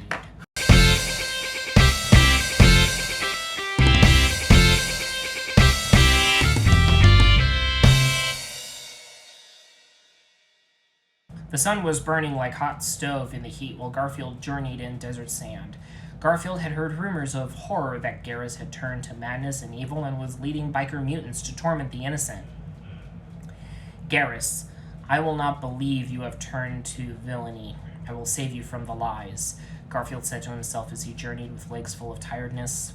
As Garfield walked, a sandstorm blew in his face with vile menace, but Garfield felt no pain and laughed with heartiness.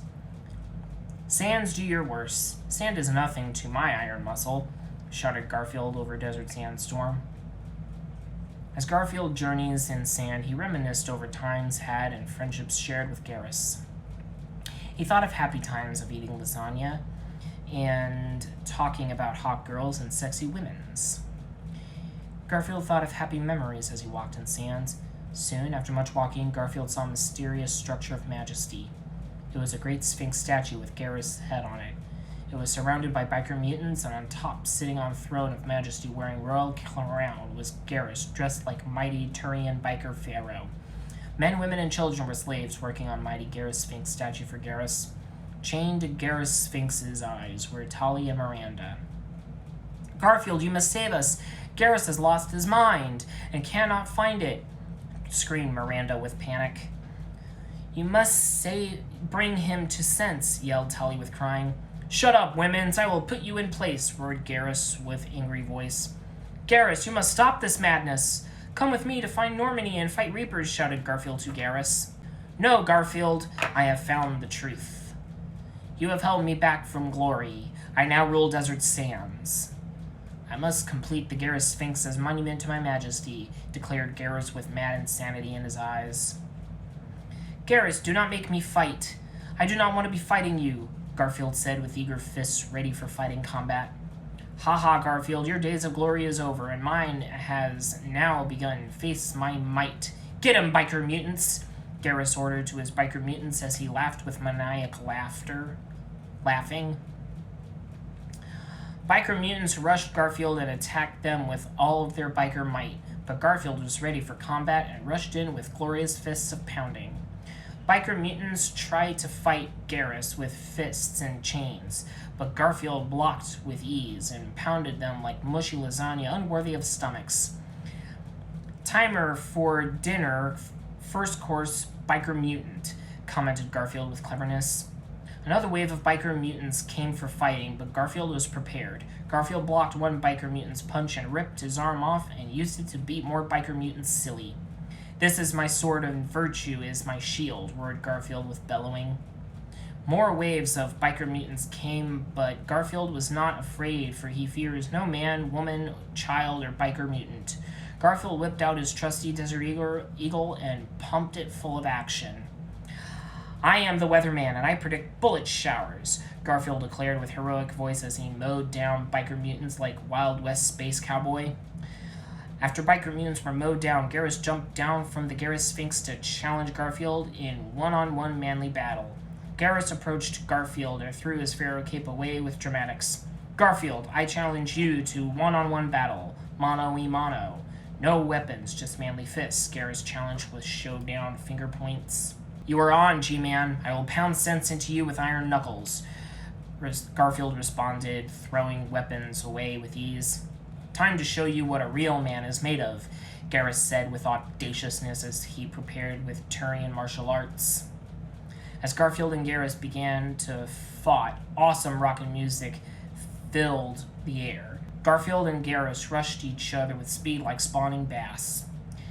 They exchanged blows like crashing trains. As fists collided, thunder sparked in the air with great booming and ground shook with whacking. You are a true man, Garfield, but I will not letting you win. Prepare for jump kick, Garrus yelled with challenging vocals as he prepared for a jump kick. I will meet you foot on, responded Garfield without fear. With these mighty words, Garfield and Garrus soared through air with mighty jump kicks and met each other mid-air with red sun blazing behind them for dramatic effect. When Garfield and Garrus returned to ground, Garrus fell and sprained his ankle. You are lost. Surrender, roared Garfield with mighty mercy. Never, shouted Garrus as he lifted a large boulder and smashed it on Garfield. No, shouted Tully and Miranda, seeing their lover man crushed by boulders. Tully could not bear the heartbreak, and her heart exploded with sadness, killing her.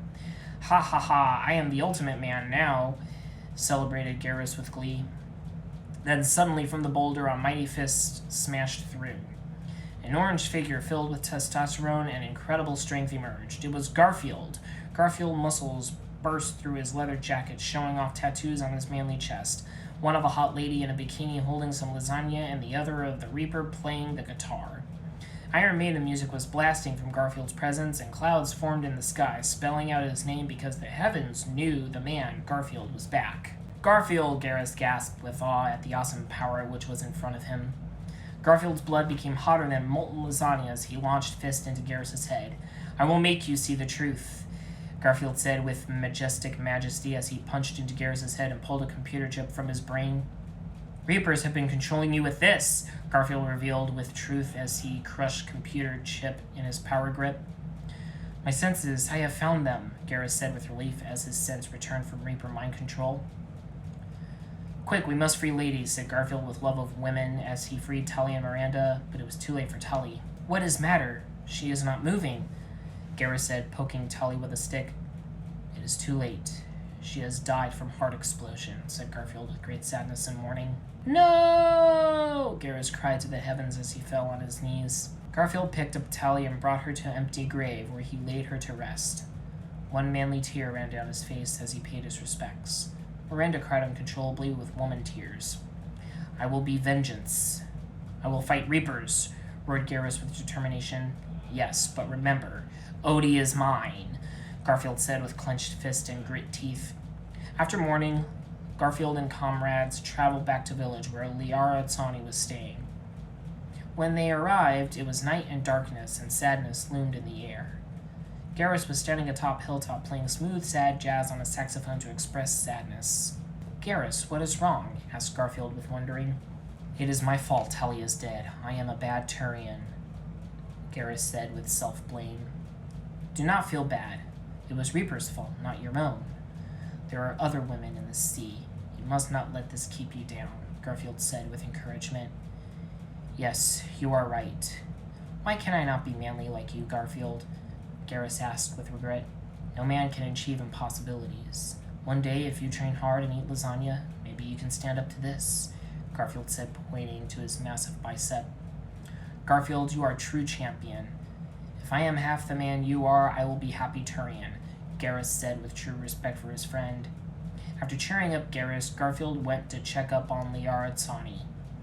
Garfield, I have important news for you. Saren is alive and on this planet. He is keeping Normandy prisoner. You must go to him, Liara Tsani said with urgent panic. Very well, I will go immediately. If Saren can die once, he can die twice, said Garfield, pounding fist on table, breaking it. Wait, Garfield, you cannot go without proper goodbyes, whispered Liara Tsani with tongue in Garfield's ear. Oh, you sassy woman. You know how to make me work up a sweat, Garfield said, slapping Liara Tsani's behind. That is right, Garfield. When I saw you, I knew I had to have you. You are my knight in shining armor. Now ride me like your trusty steed, Liara Tsani said with wanting eyes and licking tongue.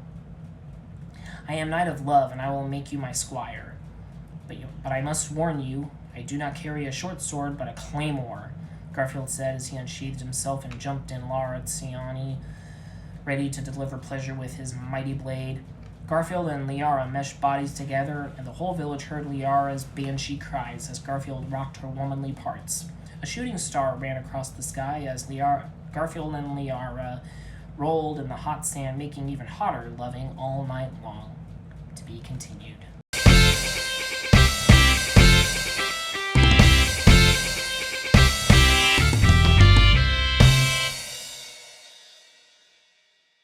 Somewhere on New Earth, Elcor mother was pushing Elcor baby in a stroller singing Elcor nursery rhymes. She was passing an Elcor and Volus orphanage full of Elcor and Volus children playing football and Nintendo. It is a nice day to push the babies, the Elcor mother thought as she pushed her baby in a stroller. Suddenly, a mysterious orange figure was seen in the distance riding towards them. It was an orange cat full of muscles and tattoos, riding a motorcycle with skull at the handlebars with flaming eyes. The orange cat of mystery had different color eyes, one red like fire, the other yellow like bananas. He wore a necklace of skulls around his neck, and a scar ran down his cheek with intimidation. On his back, there was a tattoo of a dragon eating a tank. Rockin' Black Sabbath blasted on his radio with great power. Could it be? Are you Garfield the great hero? Asked the Elcor mother with asking. The orange cat stared with intensity. He suddenly looked towards the orphanage and pulled out a rocket launcher. He fired at the orphanage, causing great explosions, blowing up all inside. What? Screamed the Elcor mother with panic. I am Garfield, killer of children, roared the orange cat with raging evil. The orange cat then grabbed the Elcor baby and threw it off a cliff. No! Cried the Elcor mother with crying. Remember my name. It is Garfield, a name of evil. Ha ha ha ha ha, shouted the orange cat as he drove off into the desert sun with evil deeds to be doing. Meanwhile, elsewheres on New Earth, Garfield was waking up from slumber with Liara Tsani. Garfield, can you not stay longer? There is so much loving to be made. asked Liara Tsani with wanting. No, I must go. I must find Saren. He has Normandy. I must face him and get it back, Garfield said with determination. You are a braver man than no other. I will remember our loving, for it was like heaven shattering my pants, Liara Tsani said with truth. Garfield went outside and joined Garrus and Miranda. Garfield, are you ready or are you needing more sleep, sex? Garrus asked with jolly joking. Oh, Garrus, you kidder. You are old dog, Garfield said with paling around. But enough kiddings. We must find Saren and get the Normandy, Garrus said with seriousness. Yes, let us go north, for I smell evil there. Saren is there, no doubt, Garfield ordered with leadership. So Garfield, Garrus, and Miranda marched north with new purposes, determined to avenge their fallen friend Tali and set wrongs to right. While marching, sand blew in their faces and Miranda and Garrus were bothered. Ew, sand, moaned Miranda with complaining. Do not worry, woman, I will shield you with iron muscle, Garfield responded with courage. Thank you, Garfield, you are my hero. I love you always, Miranda said to him with heartfeltness. Garfield and Garrus and Miranda then marched on. As they marched, they soon saw a village in the distance. Look, Garfield, let us go and see if villagers know Saren's whereabouts, said Garrus with ideas. Yes, let us collect information like private eyes, Garfield said with detective work. When they entered the village, angry villagers suddenly surrounded them with pitchforks and torches. It is Garfield, the evil one! Get him! Shouted the villagers with crazed rantings. What is this? They have gone mad with crazy, yelled Garrus with panic. We will get you, Garfield! Time for small-town justice! Screamed the villagers with anger-filled voices. Enough of this madness! Garfield roared as he backhanded the poor misguided villagers into unconsciousness, probably not killing them. What was that? Miranda wondered with nervousness. I do not know. I am great hero. Why did they greet me like vile villain? Wondered Garfield with uncertainty. As Garfield pondered meanings of happenings, he sensed a presence with his Garfield sense. We are followed, Garfield said with certainty. All of a sudden, a shot rang out from distance. A bullet charged at Garfield with full force and maximum speed, but Garfield caught it in his mighty hand and crushed the bullet into dust, and then threw it on the ground. Impressive, Garfield. You are a man like no other, an opponent of worthiness, said a mysterious voice from shadows. A green man jumped out from bushes, ready for fighting. I am Thane, the assassin, and I must take you down for your evils, the green man said with silent voice. Evils? What nonsense do you speak? I am Hero, Garfield roared with response. Garfield is senseless killer of children and doer of evil. He must be stopped, Thane said with serious face. This is impossible. Garfield would never kill children without reason, Garrus said with shock. It is true. He is murdering fiend. Now prepare to meet justice, Thane whispered with assassin words. The only justice I serve is my own. Now come at me, string bean, challenged Garfield with fighting spirit. Thane charged Garfield with thunder speed, rearing for killing strike, but Garfield stepped aside and tripped him. Impossible! Thane shouted in shock. Garfield then picked up Thane and punched him 4.5 times. I am innocent man. Do you believe my words now? Said Garfield with strength. Yes, though I am skeptical of words, your fists speak the truth, Thane said, believing Garfield's words in fist. Good, but if I am innocent, who is the doer of evil? Asked Garfield with questions. I must find real culprit and bring them to justice, Thane said, getting himself up. I will go with you. I will clear my name like eraser for fighting fury, Garfield declared with justice swelling inside him like expanding lasagna meal eaten after midnight. Garfield and comrades searched the village for clues. Garfield, I have found things. Over here, yelled Thane with discovery. Motorcycle tracks. Let us follow them to destiny, Garfield ordered with authority. Garfield and his friends followed tracks to their destination. Finally, they came to a mountain cave where the mysterious, muscular orange cat with different colored eyes awaited them. Ha ha, Garfield, I have been waiting for you. Now I will destroy you once and for all and show you what is a true man, said the figure with mockery. Normal, shouted Garfield with shock and awe. That is right, Garfield. After all these years, I have waited for revenge, and now it is mine. I have painted myself orange to pose as you and frame you for evils. Now your good name is smudged with ink of blood, declared Nermal with sinister sayings.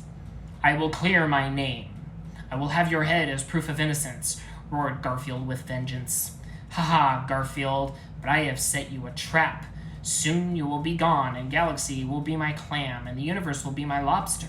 Get him, Arachne, shouted Nermal with viciousness as he sent Arachne minions to fight Garfield. Arachne soldiers swarmed and attacked Garfield with relentless swarming, but Garfield was ready. I have 2 full cans of bug spray ready for using, Garfield quipped as he took out his 2 Desert Eagles and began firing into bugs, making them mushy bud goo. I am the exterminator.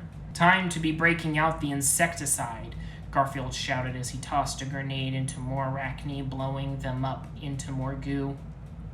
After wiping out Arachne scum, Nermal stood alone in defiance. Not bad, Garfield, but you will be among the dead. Face my insectamite, Nermal shouted as he hopped on Arachne Queen. Nermal rode the Arachne Queen and destroyed all in his wicked paths, cornering Garfield and company against wall. I am king, Nermal shouted from his lounges.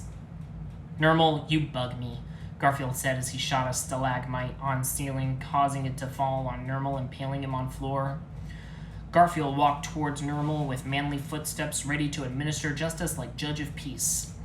Curse you, Garfield! You may have won, but you cannot defeat Odie. He is too powerful for you.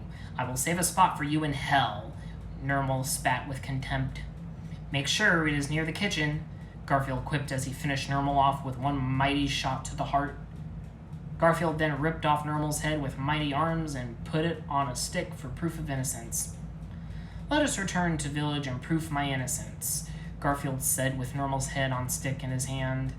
Garfield and the others returned to village with Nermal's head, and all rejoiced. This is your murderer, shouted Garfield, raising Nermal's head on high for all to see. Yay! Cheered the villagers in celebration. Garfield, you are a true hero and true man. I owe you my life. I have life debt to you. I will help you fight against the Reapers, Fane said to Garfield with a meaningful voice. Thank you. You are welcome in my army of justice, Garfield said while shaking Fane's hand. Garfield went in quiet corner of the village to be in solitude and enjoy lasagna meal in peace. Suddenly, a figure approached him. It was the Arachne Queen. Garfield, I thank you for freeing me of Nermal's evil controls. You have saved me and all Arachne, the Arachne Queen said with gratitude. No problem, Sugar Shell. Doing good is what I do among other things, Garfield said with a wink. Garfield, as I saw you fight, I felt things I never felt before. You make me feel like a woman liberated, said the Arachne Queen with infatuation of Garfield. What you feel is just the beginning. Let me take you on a journey of love. Destination, pleasure, Garfield said with romancing words. Oh, Garfield, even though I am royalty, I have never felt true love. Please take me now, the Arachne Queen yelled with desire. I will steal your crown jewels, Garfield said as he embraced the Arachne Queen with his muscular arms and began pumping her full of love. Garfield pleasured the Arachne Queen's body all over. He massaged her smooth, sexy body with his strong hands as he thrust pleasure into her like a jackhammer of love. The echoes of their hard, loud love-makings could be heard from all in the village, and all knew that the night belonged to love, to be continued.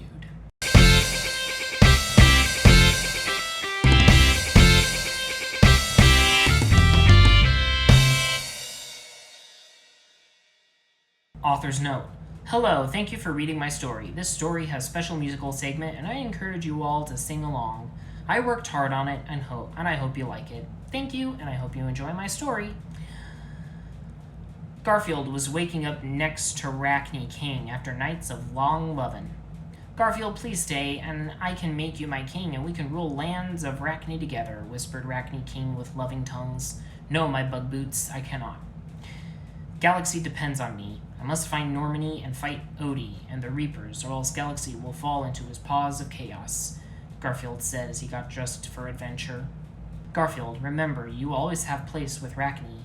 If you return, I make you my Prime Minister of Love, said the Arachne Queen as she waved farewells to Garfield with lonesome eyes. Garfield left the beds of his lover woman and entered outside to meet with squad mates to embark on grand journey. Garfield, we must find Saren and reclaim Normandy, or else all is lost, cried Miranda with losing hope. Yes, woman, but we do not know where to begin our searching, said Garrus with frustration. It is all helpless, sighed Miranda. Worry not, Freckleface. I can smell Normandy is from galaxies away. It is northeast. Now move your feet or be disciplined, Garfield roared with orders. Garfield and loyal squad mates traveled northeast in search of Normandy. They walked long and hard, but Garfield felt no tiredness. Determination was in his heart and powered his feet. He knew if Reapers won, there would be galaxy without love and lasagna, and he could not allow such evil. After much walkings, Garfield and his squad came upon a village of people. People huddled in fear of sorrow as they cried the tears of lost hope. What is the matter with you people? Why do you cry your tears? Asked Garfield with questions. Oh, hero Garfield, it is of terrible. Our women, they have been taken, cried the villagers in sadness. What? Garfield gasped in shocking horror. Blue Suns have kidnapped all women and took them away for slaves, said villager with depression. Blue Suns, they have no limit, Garfield roared with anger. Video Santiago is king of all Blue Suns and mastermind of kidnappings. He also kidnapped a girl named Oriana and fell in love. Now he is forcing her to marriage, said villager with information. No, my twin, said Miranda with shock. What is this madness? Garfield asked with questions. I have twin sister. She was hiding, but now she is kidnapped, said Miranda with panic. This evils must be put to a stop. Women are like lasagna, precious and should never be kidnapped, Garfield declared with heroic stance. Thank you for the helping, Garfield. You are a true hero, but we must hurry before marriage, Miranda said with rushed words. Meanwhile, in Video Santiago's Blue Suns fortress on New Earth, Video Santiago was talking with courtship to Oriana. Oriana, soon you will be my wife, and I will have you every night in my bed, said Video Santiago with lustful evil. No, I will never marry you, fiend, said Oriana with woman slapping. You are a wench. I will teach you a lesson of love, yelled Video Santiago with fist ready for hurting. Then Video Santiago's large television screen turned on and Odie appeared on it full of dark evil. Video Santiago, as much as I love sight of evil deeds, but I must be interrupting, for I am an impatient dog, Odie said with vile laugh. Yes, Master Odie, I am sorry for my bad manners, said Video Santiago with cowering. Is shipment of hot, sexy ladies on time? I must spread my seed throughout galaxy to spread evil and destroy humanity, Odie asked with evil questions. Yes, sexy ladies will be shipped to you soon. Soon all sorts of lovely women will be at your choosing, Video Santiago answered with fear. I hope your words are correct for your sakes, or else my fist of dark wrath will be on you, Odie snarled with darkness. With words, Odie then disappeared from screen. I must send my enslaved bikini babes to Odie immediately, declared Video Santiago with soul of corruption. You will never succeed in plans. My sister will come for me, said Oriana with courage. Stupid girl, you will learn to be loving me. Tonight we will have rock-off battle of the bands. Then you will marry me, my spicy cupcake, laughed Video Santiago with bile. Meanwhile, Garfield and squad mates were traveling to Video Santiago's Blue Suns fortress, where sexy hot women were being kept prisoner. After hard traveling, Garfield and squad reached fortress, where they saw Dr. Morden, Sullus, and Grunt with another man. Garfield, it is good to be seeing you again, said Grunt with joyousness. Garfield, I have been missing you. Without you, we are lost and useless, said Dr. Morden Sullus with truth. Garfield shook hands with his comrades and then approached new mystery man.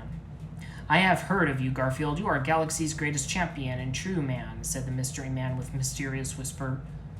Yes, it is true. Now who are you? Asked Garfield with wonderance. It is I, Caden Alenko, said Caden Alenko with revelations. I thought you had been dead, wondered Garfield.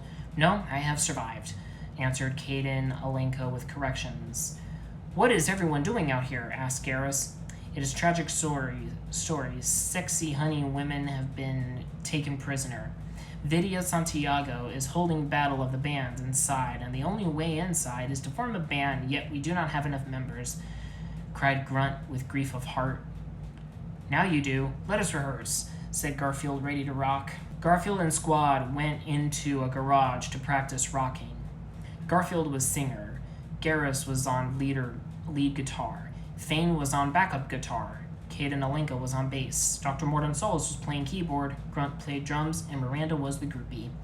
After a few minutes, they were ready to rock and roll heavy metal style. "We are band ready for musical playing," said Garfield with confidence. Garfield and his band then went to enter Battle of the Bands for serious rocking. They suited their outfits up. Garfield wore a cool leather jacket with studs and spikes. Garrus wore a tank top with torn jeans, and his guitar was shaped like a spaceship. Dr. Morton Solis wore bright red-colored suits and wore an earring. Kate and Alenka wore leopard skin tights. Grunt wore panda stripes, and Miranda wore a bikini top and tight, sexy leather skirt. They entered the stadium for a rockin' group concert. It was filled with Blue Sun's audience. Sexy hot ladies were trapped in cages, while Video Santiago looked on from his throne where Oriana was chained. "Is it time for rocking?" asked Dr. Morton Solis with eagerness. "No, another band is playing," answered Garfield with facts. The other band was playing mediocrely and not rocking out at all. Blue Sun's audience booed them and threw things at them. "You are not rockers but sockers. Now be gone," dismissed Video Santiago as he pressed the switch which opened a pit of fire underneath the pathetic band to their demises. It was time for Garfield, and all was pumped. The announcer announced Garfield, and all began to cheer. "Next up is Garfield and the Galaxy Warriors playing their hit smash single, Desperate Lasagna Woman," announced the announcer with great excitement. Garfield and his band came to stage when laser lights and pyrotechnics blasted in the stage, causing great cheers. Grunt started an awesome beat, and Dr. Morton Solis did a cool keyboard intro. Then Garfield pointed at Oriana, roared with awesome metal vocals, causing earthquakes and hurricanes. "Girl with eyes, I see you glancing my way. Girl, hop in my Corvette, I will take you for a whirl. Hotter than lasagna, walking in the moonlight. Babe, you're making me so hungry just for a bite. Desperate lasagna woman, like wheels on runaway jet plane. Desperate lasagna woman, girl, you're driving me insane. Desperate lasagna woman, body smooth and tight like Great Dane. Desperate lasagna woman, baby, why you give me heart pain? Sweet sugar for good times, space is the place to be. Take a ride on my space rocket and you will see. Baby girl, do not fear my lovin', it was meant to be. Breaking beds all night is our destiny. Desperate lasagna woman, alone no man such a crime. Desperate lasagna woman, with law in my pants I make you do time. Desperate lasagna woman, girl, I want no more of your lies. Desperate lasagna woman, all I want to do is lick your thighs." Garrus then broke into a rockin' guitar solo, wailing on his axe like a banshee in heat. Garrus shredding rocked the stadium, and the audience threw clothes and flowers and threw their fists into the air, getting into the music. Then the band quieted down a little, getting into a soft, meaningful part of song when Garfield again began to sing with meaning. "Desperate lasagna woman, what is your game? Do you want love or do you want fame? You are pleasure and you are pain. You have my heart locked in chain. Desperate lasagna woman, sassy lady, you make me stare. Desperate lasagna woman, your breasts I want to see bare. Desperate lasagna woman, hot mama taunting me. Desperate lasagna woman, in your pants I want to be." After a rockin' music performance, the audience went crazy, throwing hands in the air and chanting for more. Even Video Santiago was impressed and tapped his foot to music and clapping his hands. "Amazing, you are musical genius. Please play more," begged Video Santiago with impressments. Garfield took a guitar and aimed it at Video Santiago with determined eyes. "Here is my encore," quipped Garfield as he launched a missile from the guitar at Video Santiago, blowing him up and freeing Oriana. "That is what I call power chords," joked Garfield with humor. But Blue Suns began rioting and causing havoc with their leader blown up. "Turn on your instruments to kill," Garfield ordered to his bandmates. At Garfield's orders, Garrus, Thane, and Kate and Alenka turned their instruments to gun mode and began firing away at Blue Suns, mowing them down with extreme prejudice. Dr. Morton Solis then began using his keyboard to detonate explosive bombings around the stadium, exploding many blue suns. In the madness and chaos, Garfield ran to Oriana, mowing down blue suns all the way. However, a blue sun was cornering Oriana against a wall. "Stupid woman, you will not get away," roared Blue Sun. "Back away, help me please," cried out Oriana. Garfield rushed at Blue Sun and smashed him in the head with his guitar, splattering his head all over like a watermelon. "That is the power of rock," Garfield said as he spat on Blue Sun's corpse. "Thank you, Garfield, you saved me," said Oriana with gratitude. "It is no problem. I hate to see a beautiful woman not in my arms." Garfield carrying Oriana and taking her to safety. "Oriana, thank you, Garfield. You are forever my hero," said Miranda, embracing sister. "I like seeing ladies together," said Garfield with a clever wink. With Blue Suns gone, Garfield and crew freed sexy ladies and returned them to their village. When Garfield and his squad returned to the village, there was great celebration and dancing. Garfield sat alone, meditating in a corner to recharge his fighting spirits. Oriana saw Garfield and approached him. "Garfield, I have been rude girl, not thanking you properly," said Oriana. "I think I know the way you can thank me properly, but you have to work hard not to disappoint me," Garfield said with a lustful smile. "I am overachiever," said Oriana with seduction. "I will giving you the loving you never had but always wanted," Garfield said, grabbing Oriana's firm bodies. "Watch now, lil sis. We always do everything together, remember?" said an approaching voice. It was Miranda. "Oriana, yes, let us make this family reunion to remember, big sis," Oriana said with happiness. "2 for 1 loving, that is my kind of deal," Garfield said with approval. The twin ladies began pleasuring Garfield and each other, kissing and licking him all over. Garfield then got between the both of them, rocking both their worlds at the same time. "Ladies' sandwich, my second favorite food," Garfield said with clever comments as he and the ladies made delicious loving. Garfield loving launched like a missile and made the ladies explode with pleasure. Symbolic. "Garfield, you are rock star both on stage and in bed," said Oriana as he rubbed Garfield's toned muscles. "Oh, I am just beginning. I am going to give you a guitar solo you can never forget," said Garfield as he embraces Oriana and Miranda. Garfield then unleashed his instrument and made rockin' music with his ladies all night long. To be continued.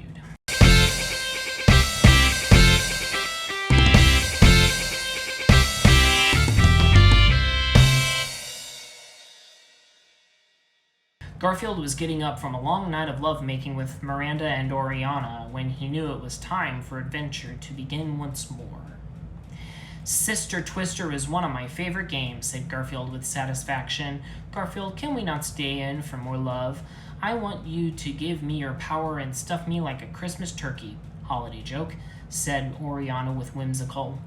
"No, I must find Normandy and save Galaxy," said Garfield as Miranda and Oriana massaged his feet. "Garfield is right. We must go get Normandy. Galaxy is at stake," said Miranda with agreement.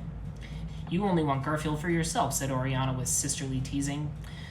"Oh, you," said Miranda with teasing back. Garfield got dressed and got all his guns ready because justice was on his mind. "I hope Saren hired a DJ because it is going to be one hell of a party," Garfield said as he pumped his rifle. Garfield went outside where townspeople were waiting to say goodbye. "Garfield, we thank you for your help in saving our sexy women.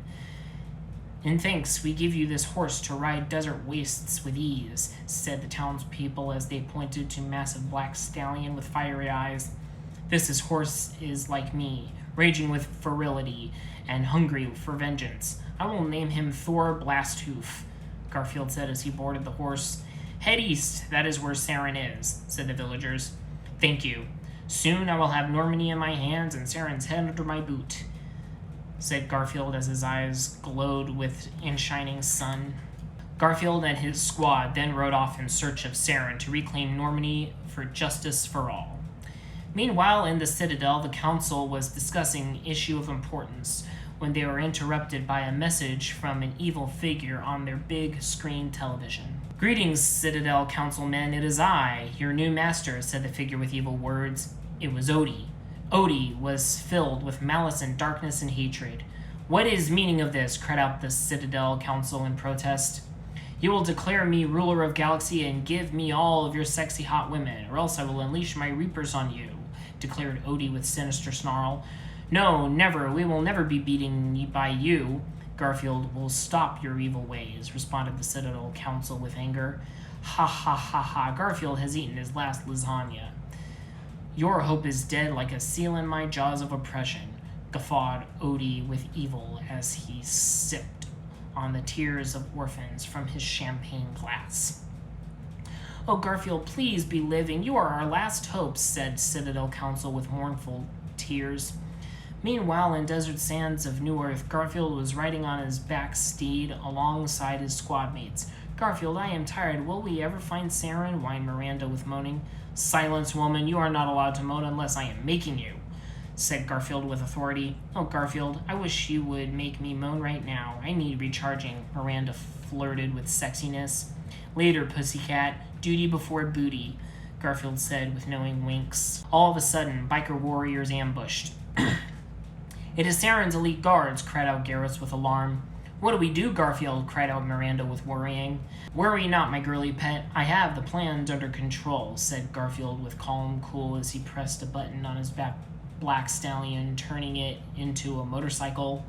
"Now that is what I call horsepower," said Garfield with cool comments as he revved his engine. Garfield sped on his motorcycle, doing awesome stunts like Hot Shot Cat. He did a wheeling and a backflip and did not even wear a helmet. "Wow," said Saren's elite guard with awe and fear. "And now for my encores. Do not be getting up for clapping," Garfield exclaimed as he took out his exploding crossbow. "Cross your hearts, hope to die," Garfield roared as he shot arrows of explosion from his exploding crossbow at the guards, exploding their hearts. "Our hearts have exploded," cried Saren's elite guards as their hearts exploded their last beat. "Enough of these small fries. I am hungry for main course. Saren, stew with a side of lasagna," Garfield said with triumph as he sped to Saren's city fortress. As Garfield and Squad entered Saren City, they saw many buildings and people. Garfield saw a man with information and asked him the questions. "Where is Saren?" asked Garfield. "I will never tell you these things, for I am loyal to Saren, for he is the only king," said the fool with stupidity. "Very well, I will take the moral high road," said Garfield with great wit, as he took the man to the roof of a building and dangled him by his neck. "Now you will sing like a bird, or you will swim like one," said Garfield, holding man with intensity. "You win, Garfield. He is in the center of city," said the man with apologetics. "Thank you. I will show you my gratitude by giving you a one-way trip to hell," said Garfield as he dropped the stupid man down the building. "I am coming for you, Saren," Garfield shouted to the sky. Garfield and his squad then went to the center of the city where Saren's castle was.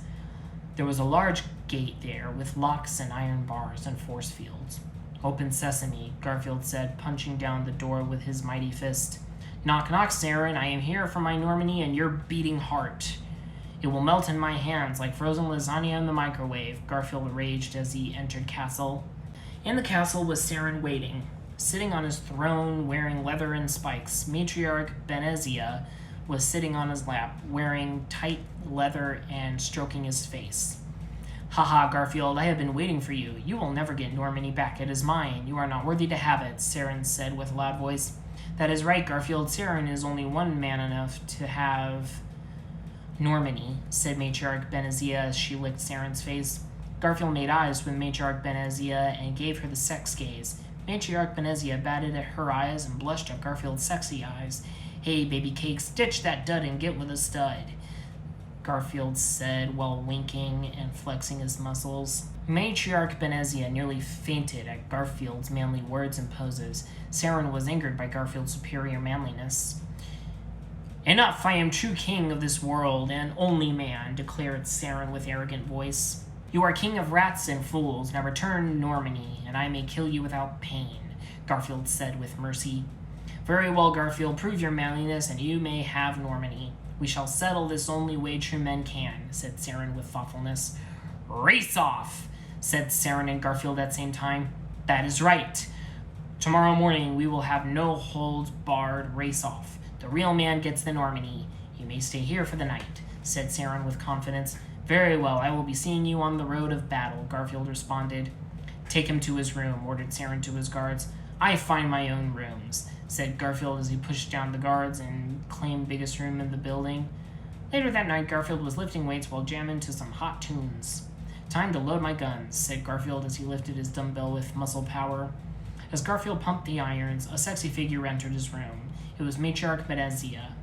Garfield, I cannot stop thinking about you. You are always inside my mind. Now I want you inside my body, said Matriarch Benezia with obsession. It will be my pleasure. Take a ride on my roller coaster of love. But I am warning, once you stop, you may never want to stop, said Garfield, grabbing her hands. Oh, Garfield, you are such a man. But you must not race Saren. It is too dangerous, Matriarch Benezia said, full of worry.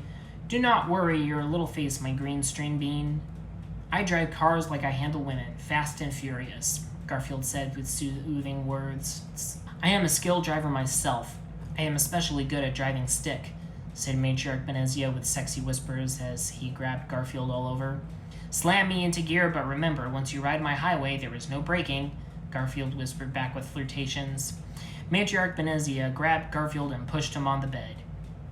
She climbed on top of him and squeezed him with tight-toned thighs. You need a polishing. Allow me to help, said Matriarch Benezia as she rubbed her hands on Garfield's muscular body. I am going to crash into you. I hope you have love insurance, said Garfield as he thrust his manly body into Matriarch Benezia. Garfield and Matriarch Benezia rubbed their bodies and made sweet, powerful love all night long and into the break of dawn. When morning came, Garfield prepared for a race of his life. Garfield, please be careful. I cannot bear to lose you. You have taught me so much, and I have so much more to learn, said Matriarch Benezia with longing. It will be nothing. When I get back, wear something nice for me, like whipped cream bikini, said Garfield with a wink as he left the room to meet Saren on the racetrack. Garfield walked to the racetrack, which had lots of obstacles, and circled around a volcano. Many people were watching and cheering. Garfield's squad was on sides, cheering on their hero. Suddenly you saw Saren pull up in a black Jaguar. Hey, Garfield, check out my Hot Wheels, said Saren with boasting. Garfield looked on with modest approving. Not bad, but I need new ride. We'll burn a hole in the road, Garfield said with whistling. As Garfield whistled, a super cool car came from the horizon. It was shining silver Maserati with flaming lasagnas airbrushed on each side. Saren's jaw dropped when he saw such a smoking hot ride. Now here is a man's car, said Garfield with cool style as he hopped into his car. Well, Garfield, you might have the wheels, but do you have the guts to use them? Challenged Saren with intimidation. Silence your words, or I will show you your own guts, responded Garfield with dismissal. The race was about to begin, and all were excited and on edge of their seats. Garfield, you can do it. We are relying on you, said Dr. Mordaunt Solus with inspiration. Garfield, please come back safely, cried Miranda with worry as tears rolled down her cheeks. With a shot of a gun, the race started, and Saren and Garfield sped in their cars at maximum speed. Garfield put on some motorhead to pump him up for driving. I am the wind, faster than light, stronger than brick, said Garfield as he sped off in his silver Maserati. Garfield and Saren raced neck and neck along the track. They sped up the mountain and were close to edge and were full of danger. They were both driving like pros, and race was tight like a sock on a horse. Eat my tires, said Saren with wise guy remarks as he sped up in front of Garfield. Oh no, Saren is winning, said Jacob with panic.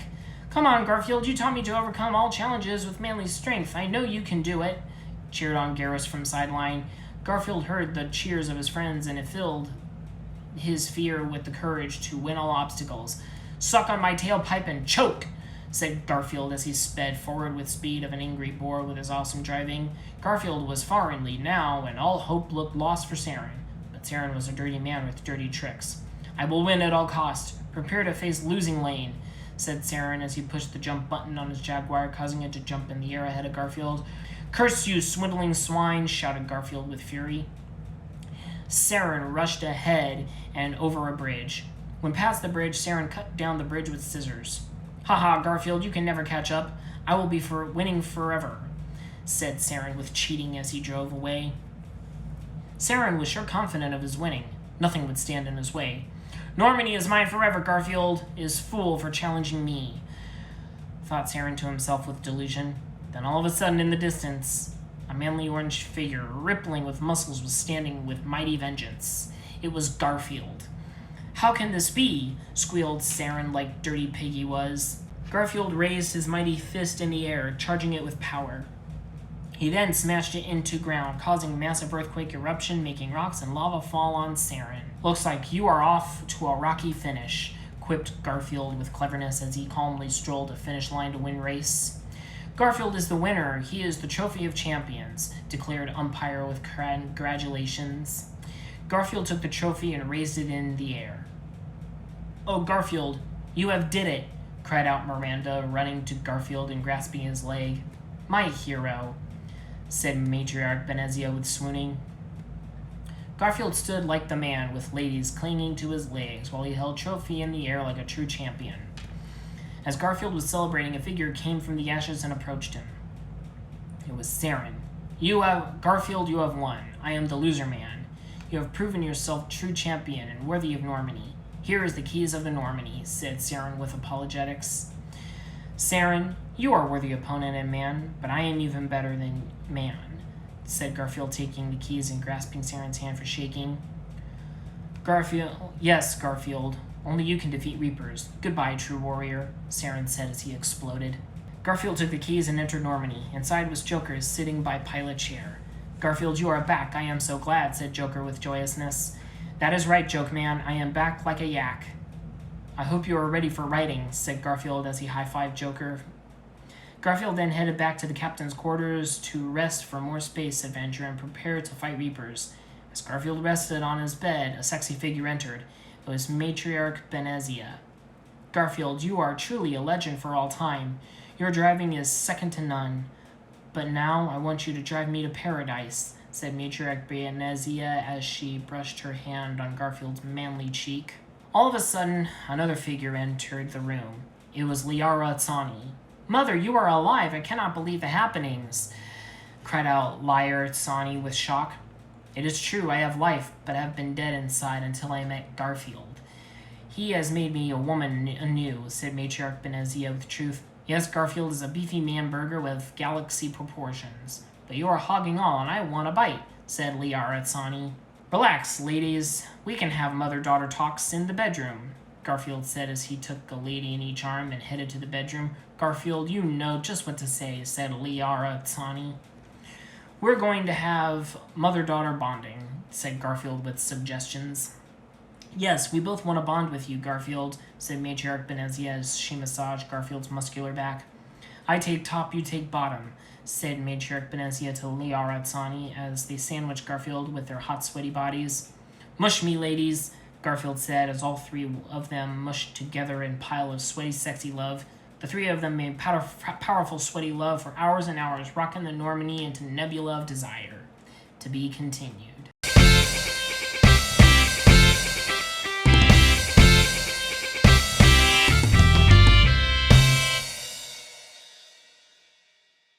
It was morning when Garfield awoke with his ladies by his side. Liara Tsani was playing with Garfield's ears, and Matriarch Benezia was playing with his toes and sexy belly button. As ladies massaged his body, Garfield laid back enjoying expensive wine with his lasagna meal. "Garfield, why must you fight? Why can you not be staying with us here at this moment? We can hide away forever and enjoy the love of our bodies," asked Liara Tsani with questions. "Sorry, chickenpox. I am a fighting man, and the fighting man must fight, for it is his fight alone," said Garfield with determination. "I understand your words, but they make my heart cry," said Matriarch Benezia with sad understanding. "Do not cry heart tears, my flower sack.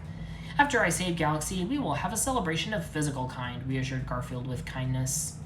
"Garfield, you know what to say to make comfort of me," said Matriarch Benezia with comfort. Garfield then stood up and walked to pilot room where Joker was sitting to give the orders. "Joker, it is time. Prepare Normandy for space flight. Time to spread your wings and soar," Garfield said with encouragement. "Garfield, you taught me everything I know of piloting and what it means to be a man. You are like father I never had. Joker said with tear in his eye. Yes, Joker, and you are like son I never wanted. But enough sentimentalities. Now comes final test of manhood. Are you ready? Garfield asked with questions. Yes, I am ready. I will not fail you. Time for lifting off, declared Joker as he revved Normandy motor and prepared for taking off.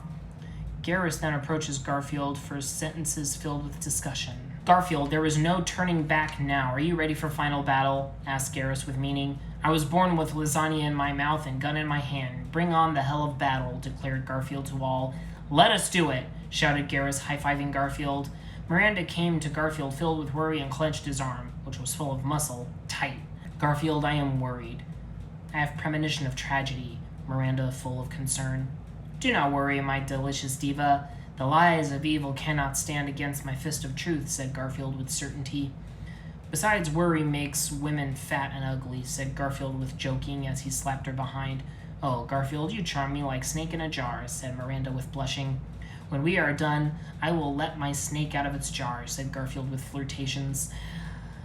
Garfield, you make my mouth watering with hunger, said Miranda with desire. Keep your appetites in check, my sweets. For now it is time for mission, said Garfield as he took command.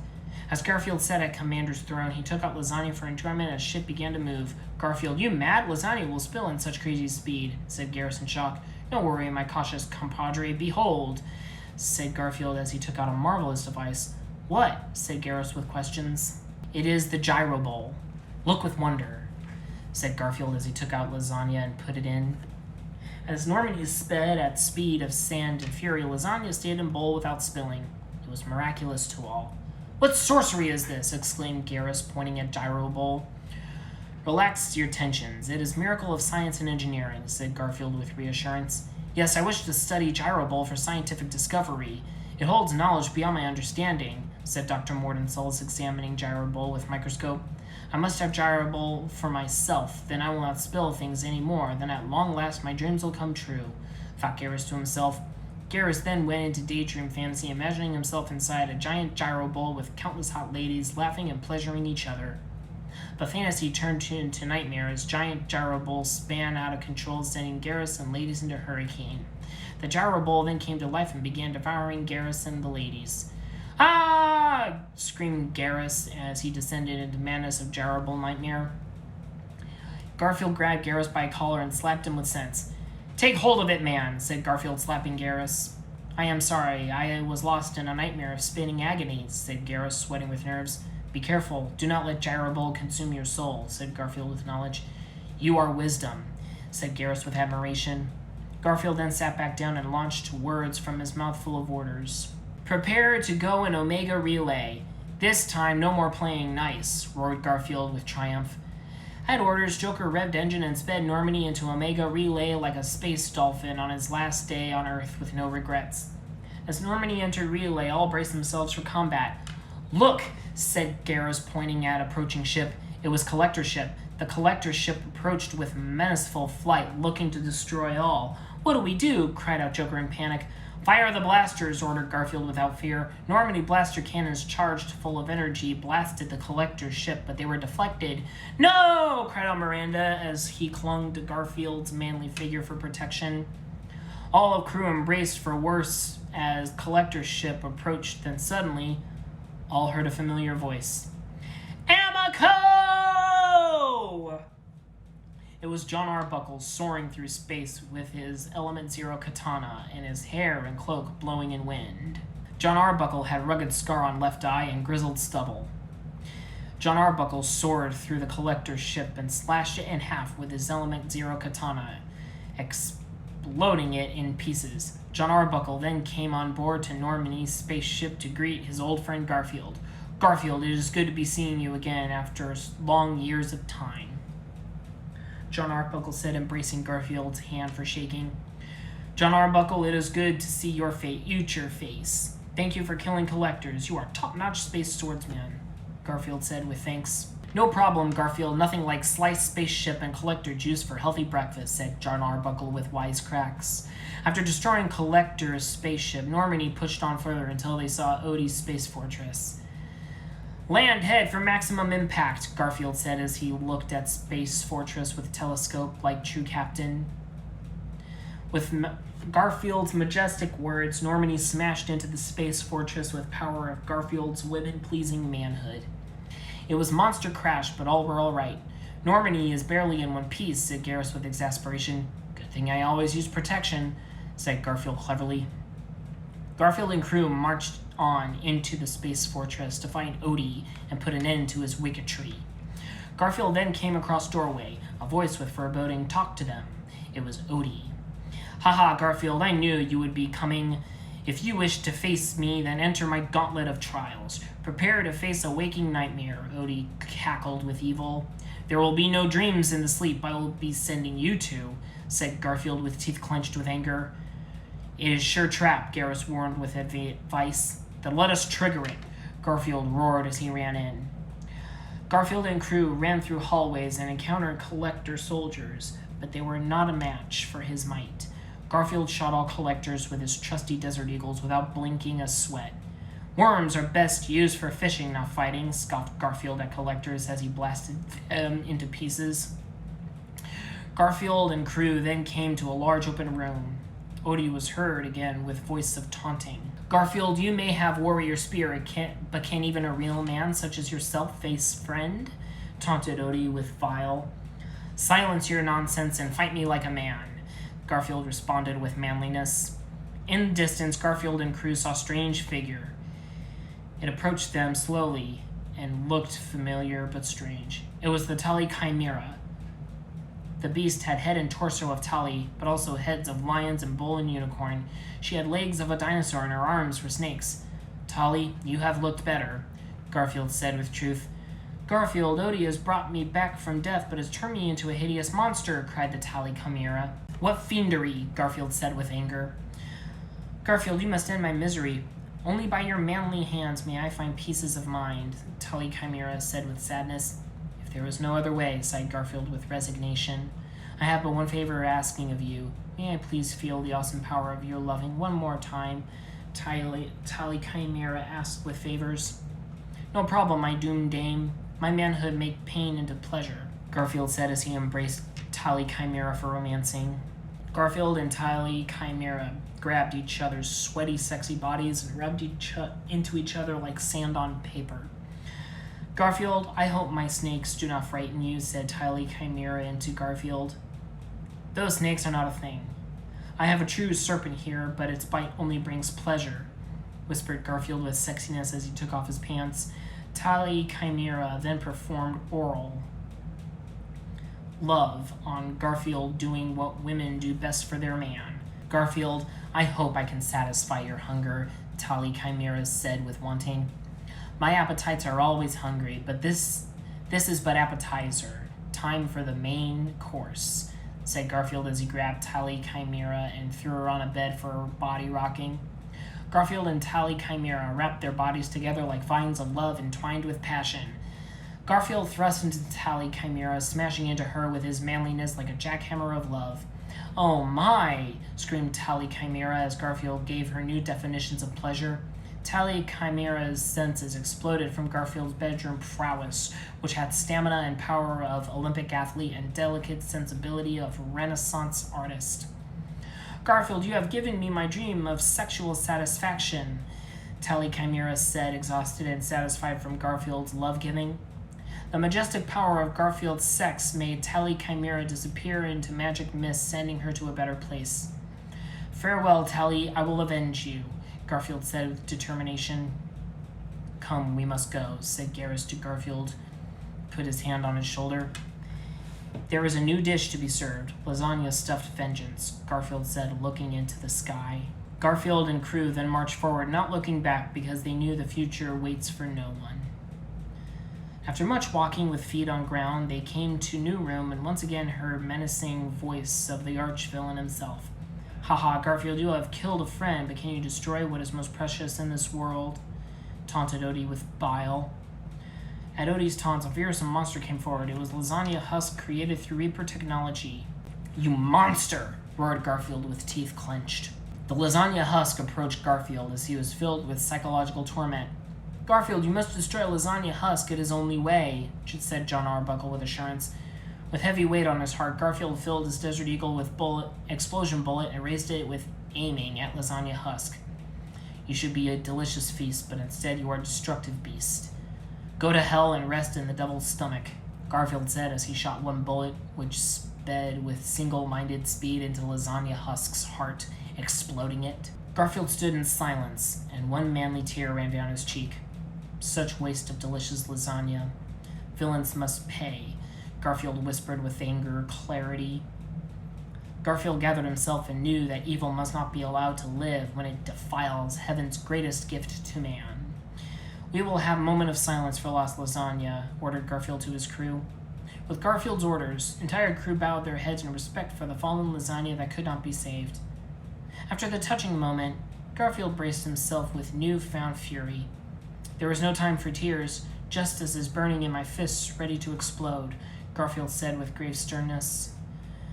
While sadness loomed over them, Garfield and crew moved onward. After more walking, Garfield and his crew came to another large room with pit of magma. Over pit were 2 cages, one filled with baker's dozen of sexy hot ladies ready and willing, the other filled with innocent orphans crying with horror. The voice of evil then was heard again. "Ha ha, Garfield, you have destroyed what is most precious to you. But now you must make diabolical choice. Which will you save? Sexy hot ladies? Or the innocent children?" Odie exclaimed with malevolence. "Choices are for cretins and cowards. Real men take all," Garfield said with stolid conviction. Garfield then took a rope and swung to the cage of sexy hot ladies and broke them free. "Thank you, Garfield. We want to express our gratitude to you with our tight bodies," said the hot, sexy ladies, eager to taste Garfield's firm and toned man meat. "Sounds like a plan, but afterwards you will be thanking me," said Garfield with a wink. He then grabbed their thighs with his manly legs and began to pump them full of love while continuing on to save the poor innocent orphans. With the sexy hot ladies in tow, receiving his loving, Garfield swung to the orphans' cage to break them free. "Fear not, crying orphans, the hero has come," Garfield said as he picked them up and put them on his back. Garfield then swung back to safety ground with orphans cheering in joy and hot, sexy ladies moaning in ecstasy. The orphans then got off of Garfield's back and gave him thumbs up as he pleasured the hot, sexy ladies with professional skill. "Garfield, you are my hero. I want to be like you," said the orphans' admiration of Garfield. "You better watch and take notes if you want to grow up to be strong men," said Garfield as he finished satisfying the hot, sexy ladies. Although he could go on for much longer, they were worn out from his love-givings. "Thank you, Garfield, for saving our lives and opening our eyes to new worlds," said the hot, sexy ladies with goodbyes. "No problem. To ladies I give pleasure, but to villains I give pain. Now it is time for the pain," Garfield said as he waved farewell to the hot, sexy ladies and steeled himself for challenges ahead. Garfield and crew marched on further into Dastardly Gauntlet until they came into another room. In it they saw a figure in the shadows approach them that was familiar but different. It was normal. However, this time his body was full of scars and cyber machinery. "Ha ha, Garfield. It is good to see you again on this day, which will be your last," laughed Normal with haughtiness. "Normal, you should be in hell rotting an early grave," said Garfield with disgust. "It is being true you have killed me before, but Odie has brought me back from abyss of death and gave me new life and made me new cat. I am not man you once knew. I am become Cyber Normal 10, said Cyber Normal 10 with newfound fury. "A cockroach with a suit and tie is still a cockroach," said Garfield with contempt. "Be still in your mouth. I will be tasting your blood, and then you will regret those words," roared Cyber Normal 10 with blood boiling. "The only blood you will be tasting is your own," said Garfield as he cracked his knuckles, preparing for combat. "Die now!" shouted Cyber Normal 10 as his cyber arms turned to laser cannons and shot at Garfield. Garfield dodged lasers with swift cat acrobatics and charged Cyber Normal 10 for close combat collision. They grappled each other for stalemate. "Taste some of the pain you have made me feel," said Cyber Normal 10 as he shot laser from his robo-eye, lasering Garfield's manly shoulder. "Arga!" gasped Garfield as he staggered back to a wall from dirty laser shot. "Haha, Garfield, I am the dentist, and you have a cavity on your face. Time to give you an appointment to hell," said Cyber Normal 10 as he turned his right cyber arm into a giant drill and approached Garfield with menace. Garfield was trapped against the wall, but he felt no fear. As Normal lunged drill arm at him, Garfield caught it and tore off the arm with a mighty ease. "It is time for your morning drill," said Garfield wittily as he impaled Cybernormal with his own cyber-arm drill. Garfield then tossed the impaled Cybernormal 10 aside and held his injured shoulder. "Garfield, are you okay? Are you hurt, my beloved?"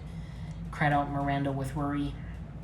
"No need for weeping, my munching mistress. Just a little cold lasagna is all I need," said Garfield as he took ice-cold, frozen lasagna and massaged his shoulder with it.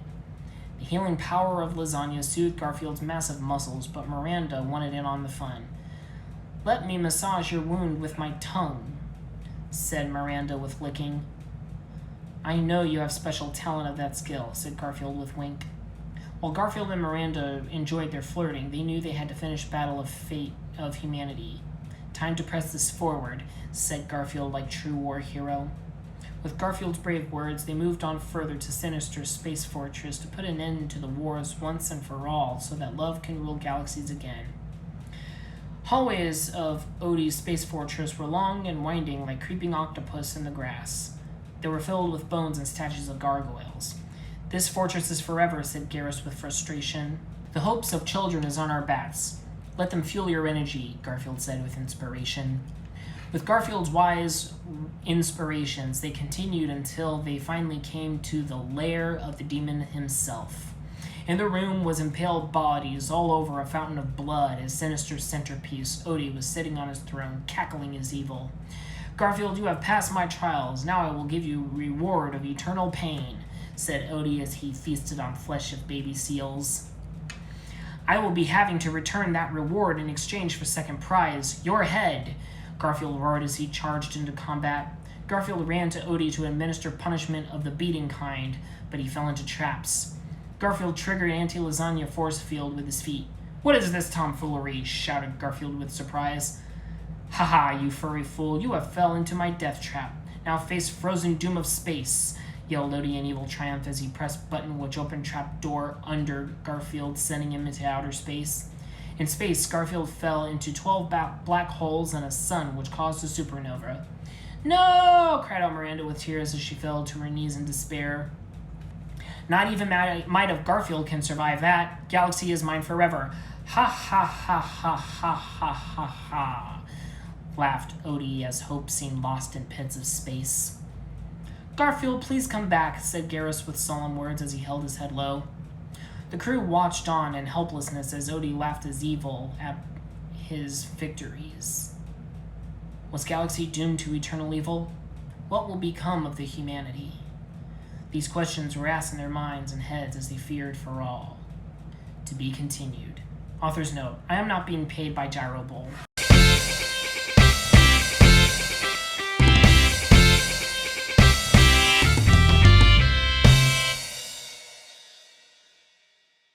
It was morning of misty mystery when Garfield awoke in a place like none in time.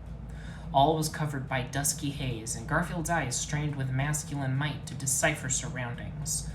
All around him was light of pearly dimness, and feelings of unease coursed through manly muscles like uncertain streams through rocky earth of power.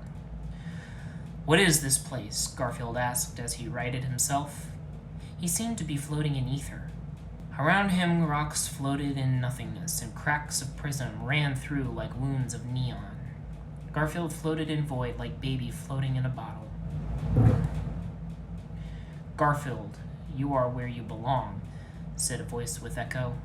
The voice echoed from void surroundings and penetrated Garfield's mind like hot fork through cold lasagna. "What madness is this? Return me to physical plane. I have war of vengeance to wreak upon the Reapers and Odie," Garfield bombasted with focused fury. "No, Garfield, you must stay here in my pearly gates and pleasure me for all times." The echo voice took on tones of womanly femininity. A mystery woman appeared, glimmering with glitter. She floated in front of Garfield, wearing a sexy see-through robe. "I am Mistress Time. You have fell into black hole through time and space. Your manly body of muscles could not be destroyed by the black holes, and you have fell into the core of space and time. I have been here waiting since beginning of time for one of the manliest to survive crushing power of black holes, said the mystery woman with will-o-whispering. I must return. My fists drank the blood of fiends, and they are parched, Garfield said with knowing truth. No, Garfield. This is the center of time-space. There is no escaping. But look, it is prison of pleasure, said Mistress Time with seductive sultriness. Mistress Time waved her hands, and in instances lasagna appeared. The hot, steaming lasagna floated in the abyss, piquing the interest of Garfield. Very well, my black hole beauty. I will eat your lasagna and your womanly treats. Then I will leave, Garfield said with smirk and a wink. But Garfield, it is impossible. You may have entered the center of space-time, but there is no escaping, Mistress Time said with protest. We will see, my cosmic cutie. First, my lasagna, Garfield bellowed with majestic voice. At Garfield's command, floating lasagna leaped into Garfield like zebra leaping into tiger's mouth. Garfield's mighty jaws came down on lasagna like axe, cleaving the head of condemned prisoner. Mistress Time watched Garfield eat his lasagna and could not remove her eyes from the sight of majesty. As the molten red hot food smeared his chiseled face and splattered on manly muscles, her heart burned with desire. The sight reminded her of powerful predator dining on flesh of decaying dead gazelle, and it turned her lady engine on. Garfield, you eat lasagna like black hole devouring star, with sensual power and universal glory, Mistress Time said with admiration and awe. That's right, Dimple Bumps. My mouth is a vortex of pleasure, and there is no escape. Now it is your turn, Garfield said, pointing to Mistress Time with command. Oh, Garfield, you know what to say to make a galaxy girl feel like universal woman, Mistress Time swooned with swooning as she floated to Garfield for lovemaking of cosmic quality. Garfield embraced Mistress Time, clutching her see-through gown and tearing it off with manly motion, exposing her supple body in all its glorious nakedness. He took a remote from his back pocket and clicked on a stereo which started playing Into the Fire by Dokken. Garfield then licked her firm breasts like portly child licking fresh ice cream cones, with delicate power and ferocious sensuality. Mistress Time moaned like a sow in heat, orgasmic ecstasy pouring from her voice. Garfield then moved his tongue down her body like moist, crawling slug in supple oil, leaving trail of sexy wetness. By the time Garfield's powerful tongue reached her lady pearls, the song had reached the cool keyboard interlude. He stroked her womanly treasure with his silky tongue to the smooth vocals of Don Dokken and the power chords of George Lynch, sending her into the fire. As Garfield's tongue played on Mistress Time's gems, she wailed like out-of-tune guitar being played by an angry bugle boy. Enough whetting the appetites, pussycat. I am going to feed your lady whole and satisfy your womanly hunger, Garfield said with soft seduction as he removed his blue jeans and boxer briefs, unsealing his man-torpedo. Garfield, I have spent eternity starving for man-meat. Please fill my body like starving orphan seal, Mistress Time said as she gripped Garfield's muscular body, readying herself for delivery of pleasure package. Garfield snapped, and at his snapping, a bed covered in roses surrounding by 4 blue torches appeared from nothingness. Garfield laid Mistress Time on it and then straddled her with romance. He wrapped his thighs around her like crawling vines, crushing her body with pleasure. Garfield then parted Mistress Time's thighs, revealing her secrets. He then inserted the orange love comet into her, thrusting with manly yet gentle force, penetrating her atmosphere. His technique was top-notch and got all 10s. The 4 blue torches began to burn bright red, for red is color of passion. Mistress Time continued to scream with pleasure, and the force of their loving began to rock the surrounding cosmos. As Garfield delivered effortless pleasure with top-of-the-line force and style, the surrounding space-time continuum began to break. The barriers of the black hole prison began to shatter as their love-makings increased in intensity. Finally, with Mistress Time's climaxing scream, the walls of space-time shattered, leaving a doorway into infinity.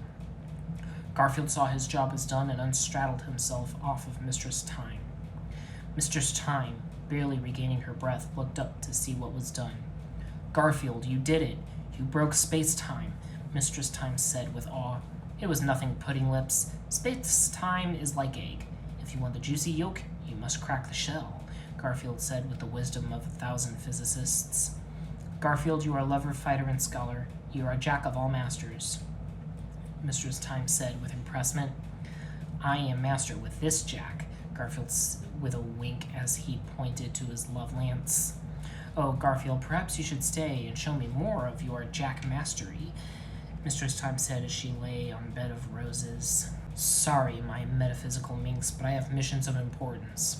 As long as Odie lives and reapers breathe, my boots can never rest and my fists can never be quenched, Garfield said with stern righteousness. Garfield then began to walk to Portal, but Mistress Time shouted to him to stop. Garfield, be careful. The space-time continuum is unstable. Laws of reality are being broken. There is no telling where the portal will be leading, Mistress Time warned with caution. Don't worry your concerns, baby sauce. I have a check of pain to deposit in a bank of fools, Garfield said with chill calmness as he walked into Portal. What a man, thought Mistress Time to herself, already longing for a meal of man she may never have again. Upon entering Portal, Garfield was surrounded by shifting vortex of spiraling madness.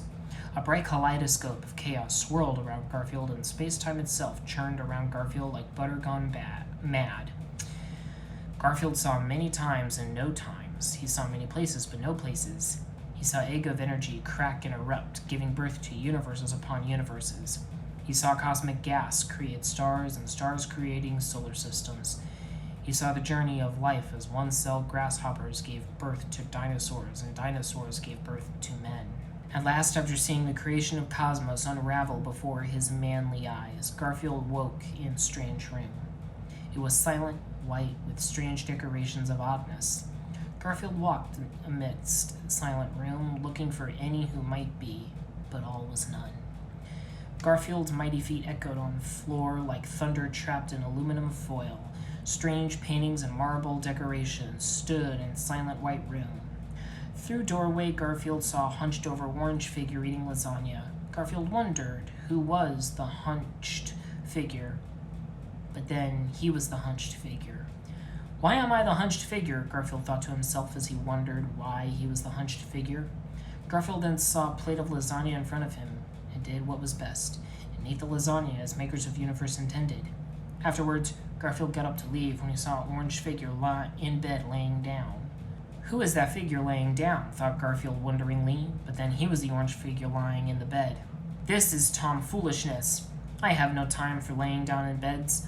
My muscles hunger for wrath and my fists thirst for fury, Garfield said as he lay down in bed. Room around him was filled with white strangeness and floor was tiled with patterns of mystery. Ahead of Garfield materialized object of mysterious enigma. It was a floating black rectangle. The floating black rectangle spoke nothing but beckoned for Garfield. It shone lightness, nothing, and taunted Garfield with silent mockery. Within object, Garfield saw birth of the cosmic, and it inched closer with threatening. Garfield thought of all the happenings. His mind wandered to universal meanings and cosmic importance. He thought of symbolism and philosophy, but strange black rectangle continued to approach like off-the-rail mine cart, slowly and with purpose. Then Garfield knew that he knew, all-knowing. He scoffed a mighty scoff and stood up on bed, tearing off smoking jacket to reveal manly body of muscular manhood. The rectangle gasped in terror and sweat beat down its face. I have no patience for rectangles, Garfield said with eyes of angry hawks woken up from early morning nap. Garfield, I am not rectangle, I am a monolith, the rectangle said with pompous vanity. Rectangle, monolith, you are still square to me, Garfield said with cool knowingness. Garfield then charged his fist with the power of an exploding god and careened it into the talking rectangle, shattering it into interstellar nothingness. The rectangle screamed like 1,000 babies losing their diapers as it shattered into pieces. Having solved the mystery of the universe, Garfield then punched the air, creating another space-time portal. If I see any more rectangles, I will send them to geometric hell, Garfield said as he walked into portal into unknown destinations. Meanwhile, in Odie's Reaper Fortress at center of galaxy, Odie was preparing assault of diabolical wickedness on unsuspecting citadel. Odie was in his sorcery chamber where forbidden crafts of ancient techno-magic were practiced. In center of chamber was sky blue figure, locked in eternal torment. It was the blue beauty of sexy naked Azari, but in place of legs and lower body was twisted base of black biotechnics, which attached to floor. In her outstretched hands, she held out crystalline orb, which shimmered in the dread light. Her eyes screamed with crying pain as she held crystal glimmering sphere. Her mouth was sewn shut with thread of murdered bunny rabbits. Odie approached Azari pedestal, making imprisoned blue babe quiver with trembling. Odie laughed haughtily at the figure and waved middle claw over orb of crystalline mystery. Within crystal orb, spiraling clouds swirled, revealing shadows of distant space. Figures emerged from fog and nothingness, became nothingness, somethingness. Swirling space clouds materialized into citadel. Odie waved his hand again, and image zoomed in to inside council meeting room, where council was busy having debates filled with discussion. He heard them squeal and cry and tremble. Garfield is gone. We are doomed to hopelessness. We must surrender, squealed Solarian councilmen like pig gone to slaughter. No, you damn frog fool. Garfield would never fail. We must resist, Azari councilwoman insisted with solidarity. What if Garfield is not real man and galactic hero we thought? Cried Solarian councilman like leaping loser. Azari councilwoman walked over and slapped Solarian's councilman in his amphibian face. Silence. Your words choke with stupidity. Your fly brain could not hold candles to Garfield's virile integrity, the Azari woman said with valorous truth.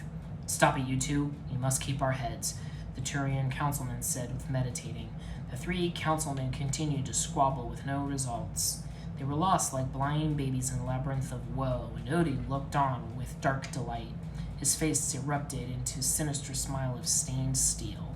Having seen enough, Odie waved his claw again, making the figures disappear from crystal orb. In their place appeared people trapped in cells. It was Normandy crew trapped in bowels of Odie's space prison. There was Garrus on rusty mattress, playing with a six-string, and Dr. Morden Solis playing chess with dust bunnies. Miranda and Jack were in cell, chained by ankles to the floor, kneeling in sorrow and abandonment. Odie looked at sexy, beautiful ladies, bechained in shackles, and spoke to them through his crystal ball, his voice 1,000 screeching dolphins set on flame and soaring through their mind oceans. Hello, my darling peaches. I hope you are enjoying your quarters, Odie bellowed with the voice of a baritone hellhound. Who is there? Cried Miranda in fear. Show yourself, shouted Jack in defiance. It is I, your humble host and new Lord Master. Please be enjoying the accommodations. I cannot stand to see such beautiful women not be comfortable. Odie barked with snidely vile. Here is to your accommodations, Miranda said as he spat on floor with contempting saliva. Ho ho ho, you are sassy she-minxes. I like that. But women like you love power, and I have all. Think of these words as I leave you to rot on muck, Odie said with cosmic emptiness. You are the fool, swine, and mud of ignorance. Garfield will come and rip your dog face off with his man-hard grip, Jack declared with defiance. Stupid woman, Garfield is dead, and I am king. The galaxy is now mine. Garfield is swimming in the salty seas of hell, while I ravage galaxy with Reaper wrath. But enough discussion. Enjoy your containment. Odie then waved hand, making his enchained ladies vanish from view. In their place, swirling clouds of uncertainty appeared again, before materializing into Reaper Menace Harbinger. It is time, my loyal servant. Being invasion on Citadel. Make assault with deadly force, Odie ordered with imperialism. Yes, my master, Harbinger said with metallic voice. Harbinger then soared off, armadas of reapers following him to Citadel conflict. Odie waved his claw again, shutting Crystal Ball off. Odie stroked its Azari holder's head with sickening caress, making her whimper with fear. He then squeezed her head crest, making her yelp with crying. Streams of blue blood came down her sewed mouth, and he laughed with evil scoffing, for life was his disease and pain was his cure. Odie then pressed button on his metallic robo-arm. A door opened into chamber, and mysterious Azari entered with squad of deformed Azari Banshee horrors. You have called, O Master, said mysterious yet familiar Azari with voice of huskiness. Yes, Morinth, it is time. As you are knowing, I have brought you back from hell and gave you flesh once again. Now it is time for you to be repaying your bargain, Odie said with explanation. Yes, my liege, anything you are requesting, Morinth said with obedience. Odie gave sideways look, and then issued orders. You are to take Banshee attack squad and go to Citadel for assault. Destroy all you see and let hate flow through your veins of blueness, Odie commanded with edicts. Yes, my master. I will make Citadel bleed blood of 1,000 generations, Morinth said with sinister promises. She then walked out to pursue her purpose in Odie's cosmic scheme. Satisfied with his plots, Odie then went to left wall. Odie pushed button on wall, causing it to open and unfold, revealing chamber of sexy hot ladies imprisoned and enchained behind to see-through plastic. They were ladies captured from worlds all over galaxy, captured from invasions by his collector's servants. Ladies of all species were there. Beautiful human and Azari ladies, as well as hot sexy Volus and Elcor babies, were trapped in the plastic prison. Odie looked at captured ladies and grinned with grimace. Hello, my captive cuties. It is I, Odie. I have come to ask you a question of importance, and you must answer with truthful integrity, Odie said with ear-crawling evil. Yes, Lord Master, said all the ladies in unison. Very good. Now answer my question. Odie then spread his arms out and removed black cape of billowing and black armor of deepest space, revealing naked scarred torso deformed with machinery and malice. Am I not beautiful? Am I not most glorious? Am I not object of erotic desire? Am I not woman's dream and man's envy? Odie bellowed with mad, crazy voice and bulging eyes. Lord Odie, you are our most beautiful and glorious man in galaxy. You are object of desire and dream of all womanly dreams, answered captured ladies in unison, dead and plastic. Liars, roared Odie with insanity rage. Odie then pressed another button on wall. At button pressing, flexible appendages of black metallic menace came from walls with thrashing and thrusting. On tips of tentacle terror were spikes and claws. The evil arms ripped hot, sexy ladies, lunging deep into their fleshes. The ladies screamed in terrifying agony as they were drained of lifeblood and inner bodily organs. Odie howled with maniac laughing as he saw the torment of the innocents. The tentacles had dual purposes and gave as well as took, but what they gave was horrors. The metallic garm injected fair maidens with metallic machinery and dead of livingness. The sexy babes were filled with evil machinery, replacing their womanly fleshy insides. They became skin sacks filled with wretched metal and bursting with unending pain. At end of evil processing, they became husks filled with reaper machinery. Now you are beautiful like me, said Odie with peaceful madness as he looked and admired at dark deeds. Then he walked off into dark hallways of Space Fortress to carry out plots of sinister darkness. To be continued. That would happen. And that's it. Unfortunately, Shakespeare Hemmingway has not finished Garfield Effect Galaxy Adventure. Hopefully he will, but I don't know. It's been a while. So that's all of the Garfield fan fictions out there. I will upload a full version pretty soon. Next on our Let's Read, we will dive into the world of Squirrel King. and read Half-Life Full Life Consequences. Thank you all so much for watching. I upload every Saturday, or at least try to, so subscribe today, hit the notification bell to get notified. Like the Facebook page, the Tumblr page, the TikTok page, and the Instagram pages.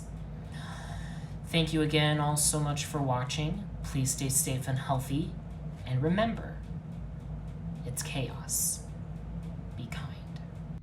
How can that be the end? What kind of an ending is that?